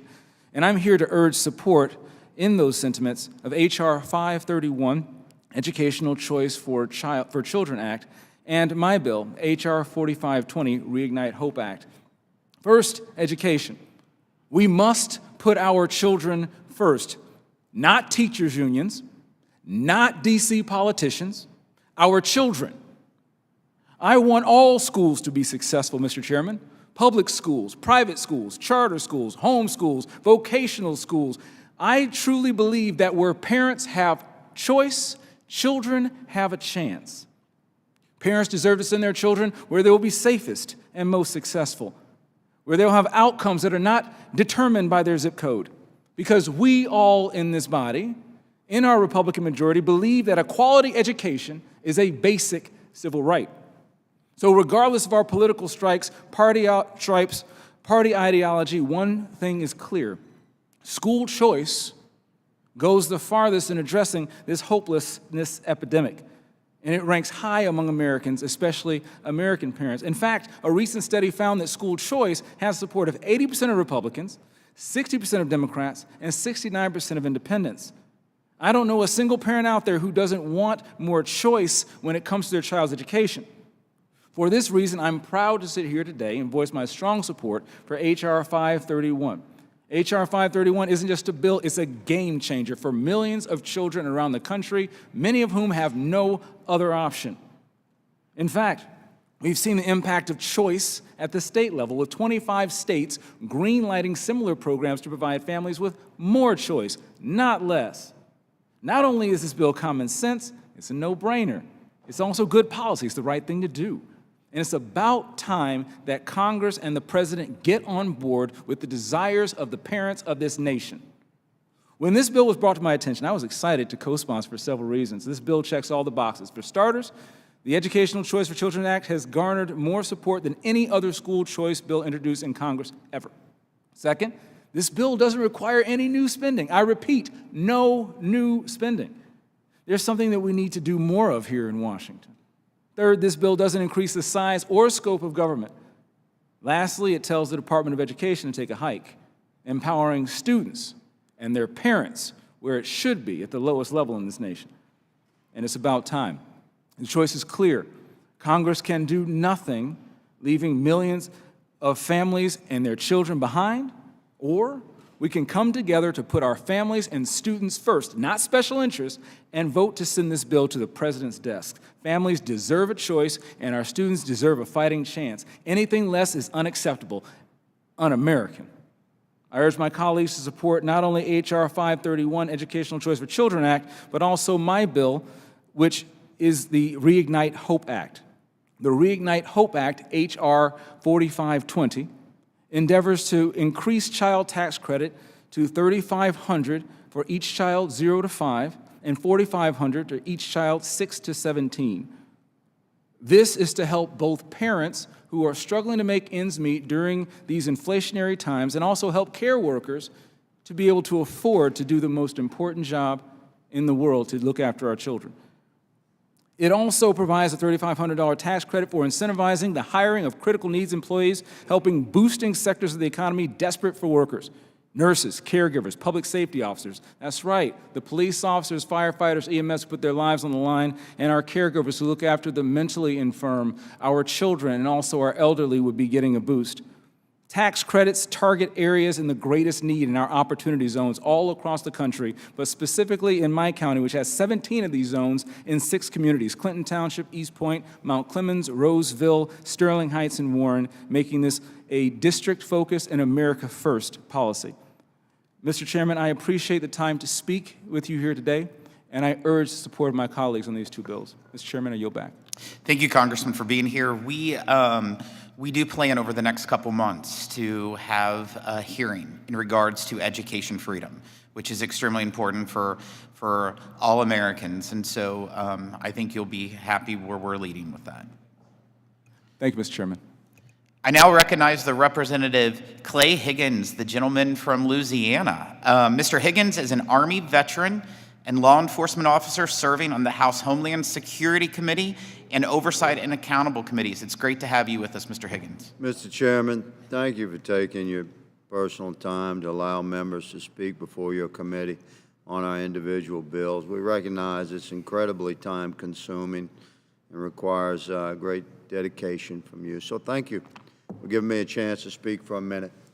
There's an appropriate role, Mr. Chairman, for regulatory enforcement and authority reflective of that enforcement within the federal government. There's a requirement to balance the rights of our individual citizens across the country and every sovereign state to feel safe and secure in their properties, their business, their residence, etc. They should not feel threatened by their federal government.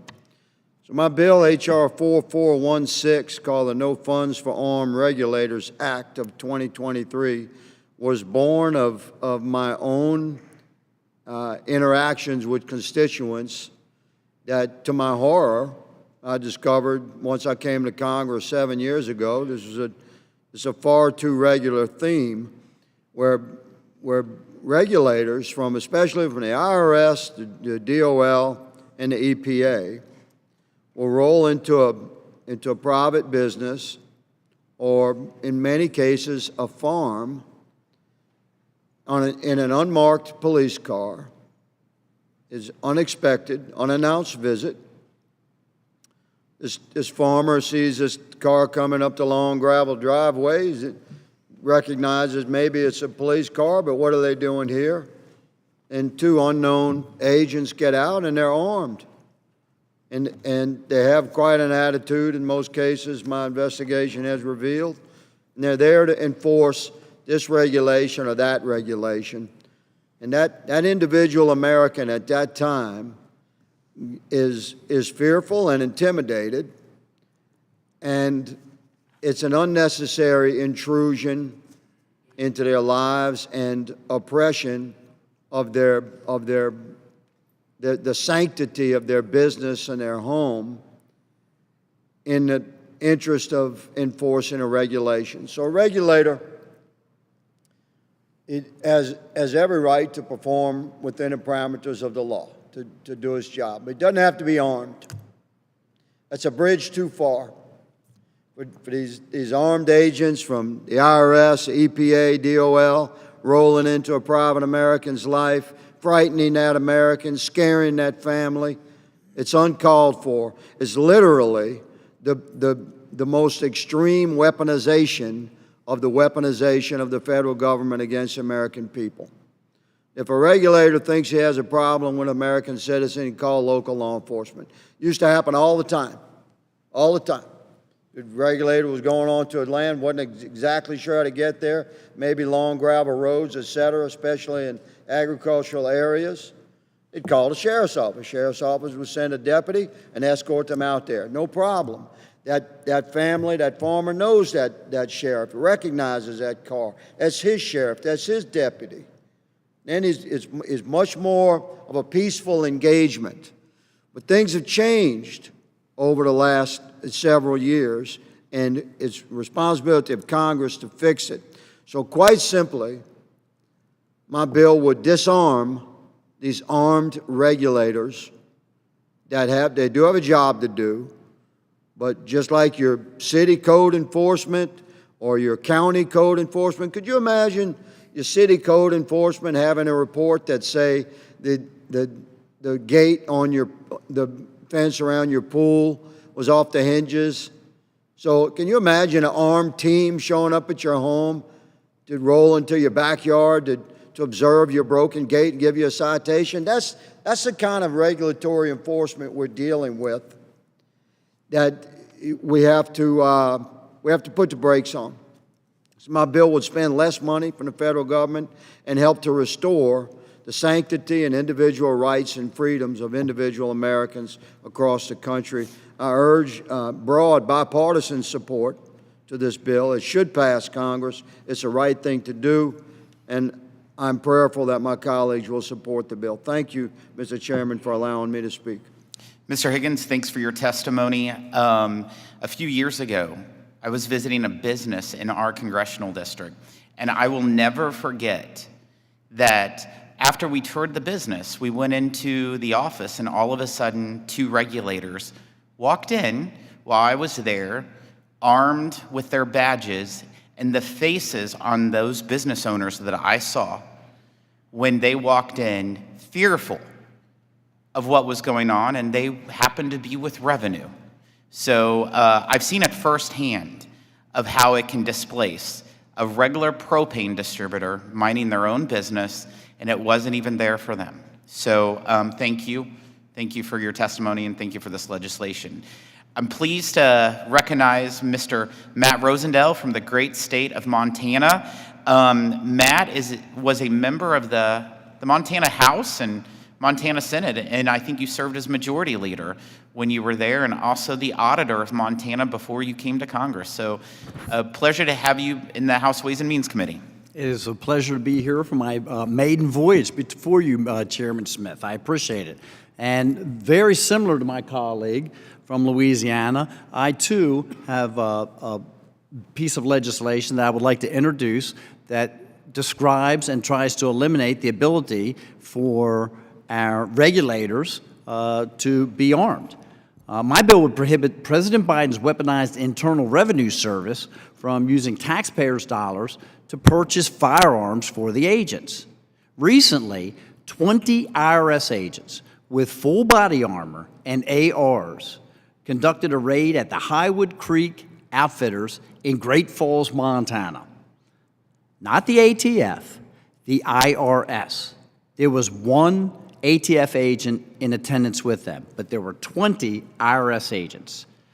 I'm convinced that this was done not only to intimidate the owner of that facility, but they were completely armed and outfitted with body armor and took possession of his property for the day. This was to intimidate the customer base that he had long established in the city of Great Falls for many years so that they could see, you better not mess with the IRS or this can happen to you as well. Very concerning to myself and to the entire community and to the residents of Montana. Biden's IRS has no business intimidating hardworking Montanans. Why does the IRS Need Guns Act would require that the IRS transfer all firearms and ammunition in the agency's possession to the General Services Administration within 120 days?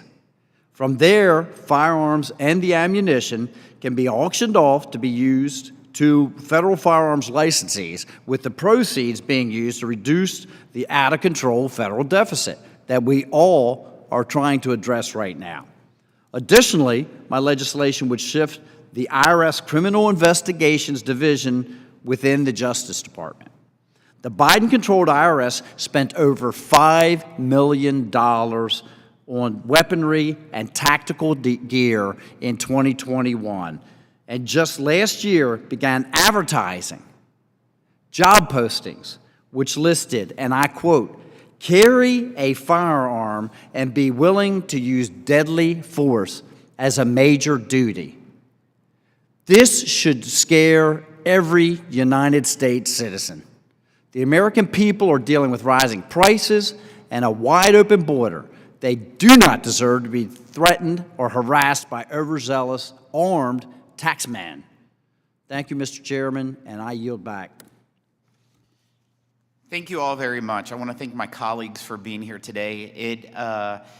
As I've said previously, the Ways and Means Committee does not traditionally allow for non-committee members to participate in the committee's process, and I wanted to change that. I wanted to make sure we heard from the members' priorities throughout our entire conference, and today has been very beneficial to me as being chairman, to hearing directly your passion and why you care about the issues that we have before you, and hopefully we can get some things done. So please be advised that members have 2 weeks to submit written questions to be answered later in writing. Those questions and your answers will be made part of the formal hearing record. With that, the committee stands adjourned. Thank you.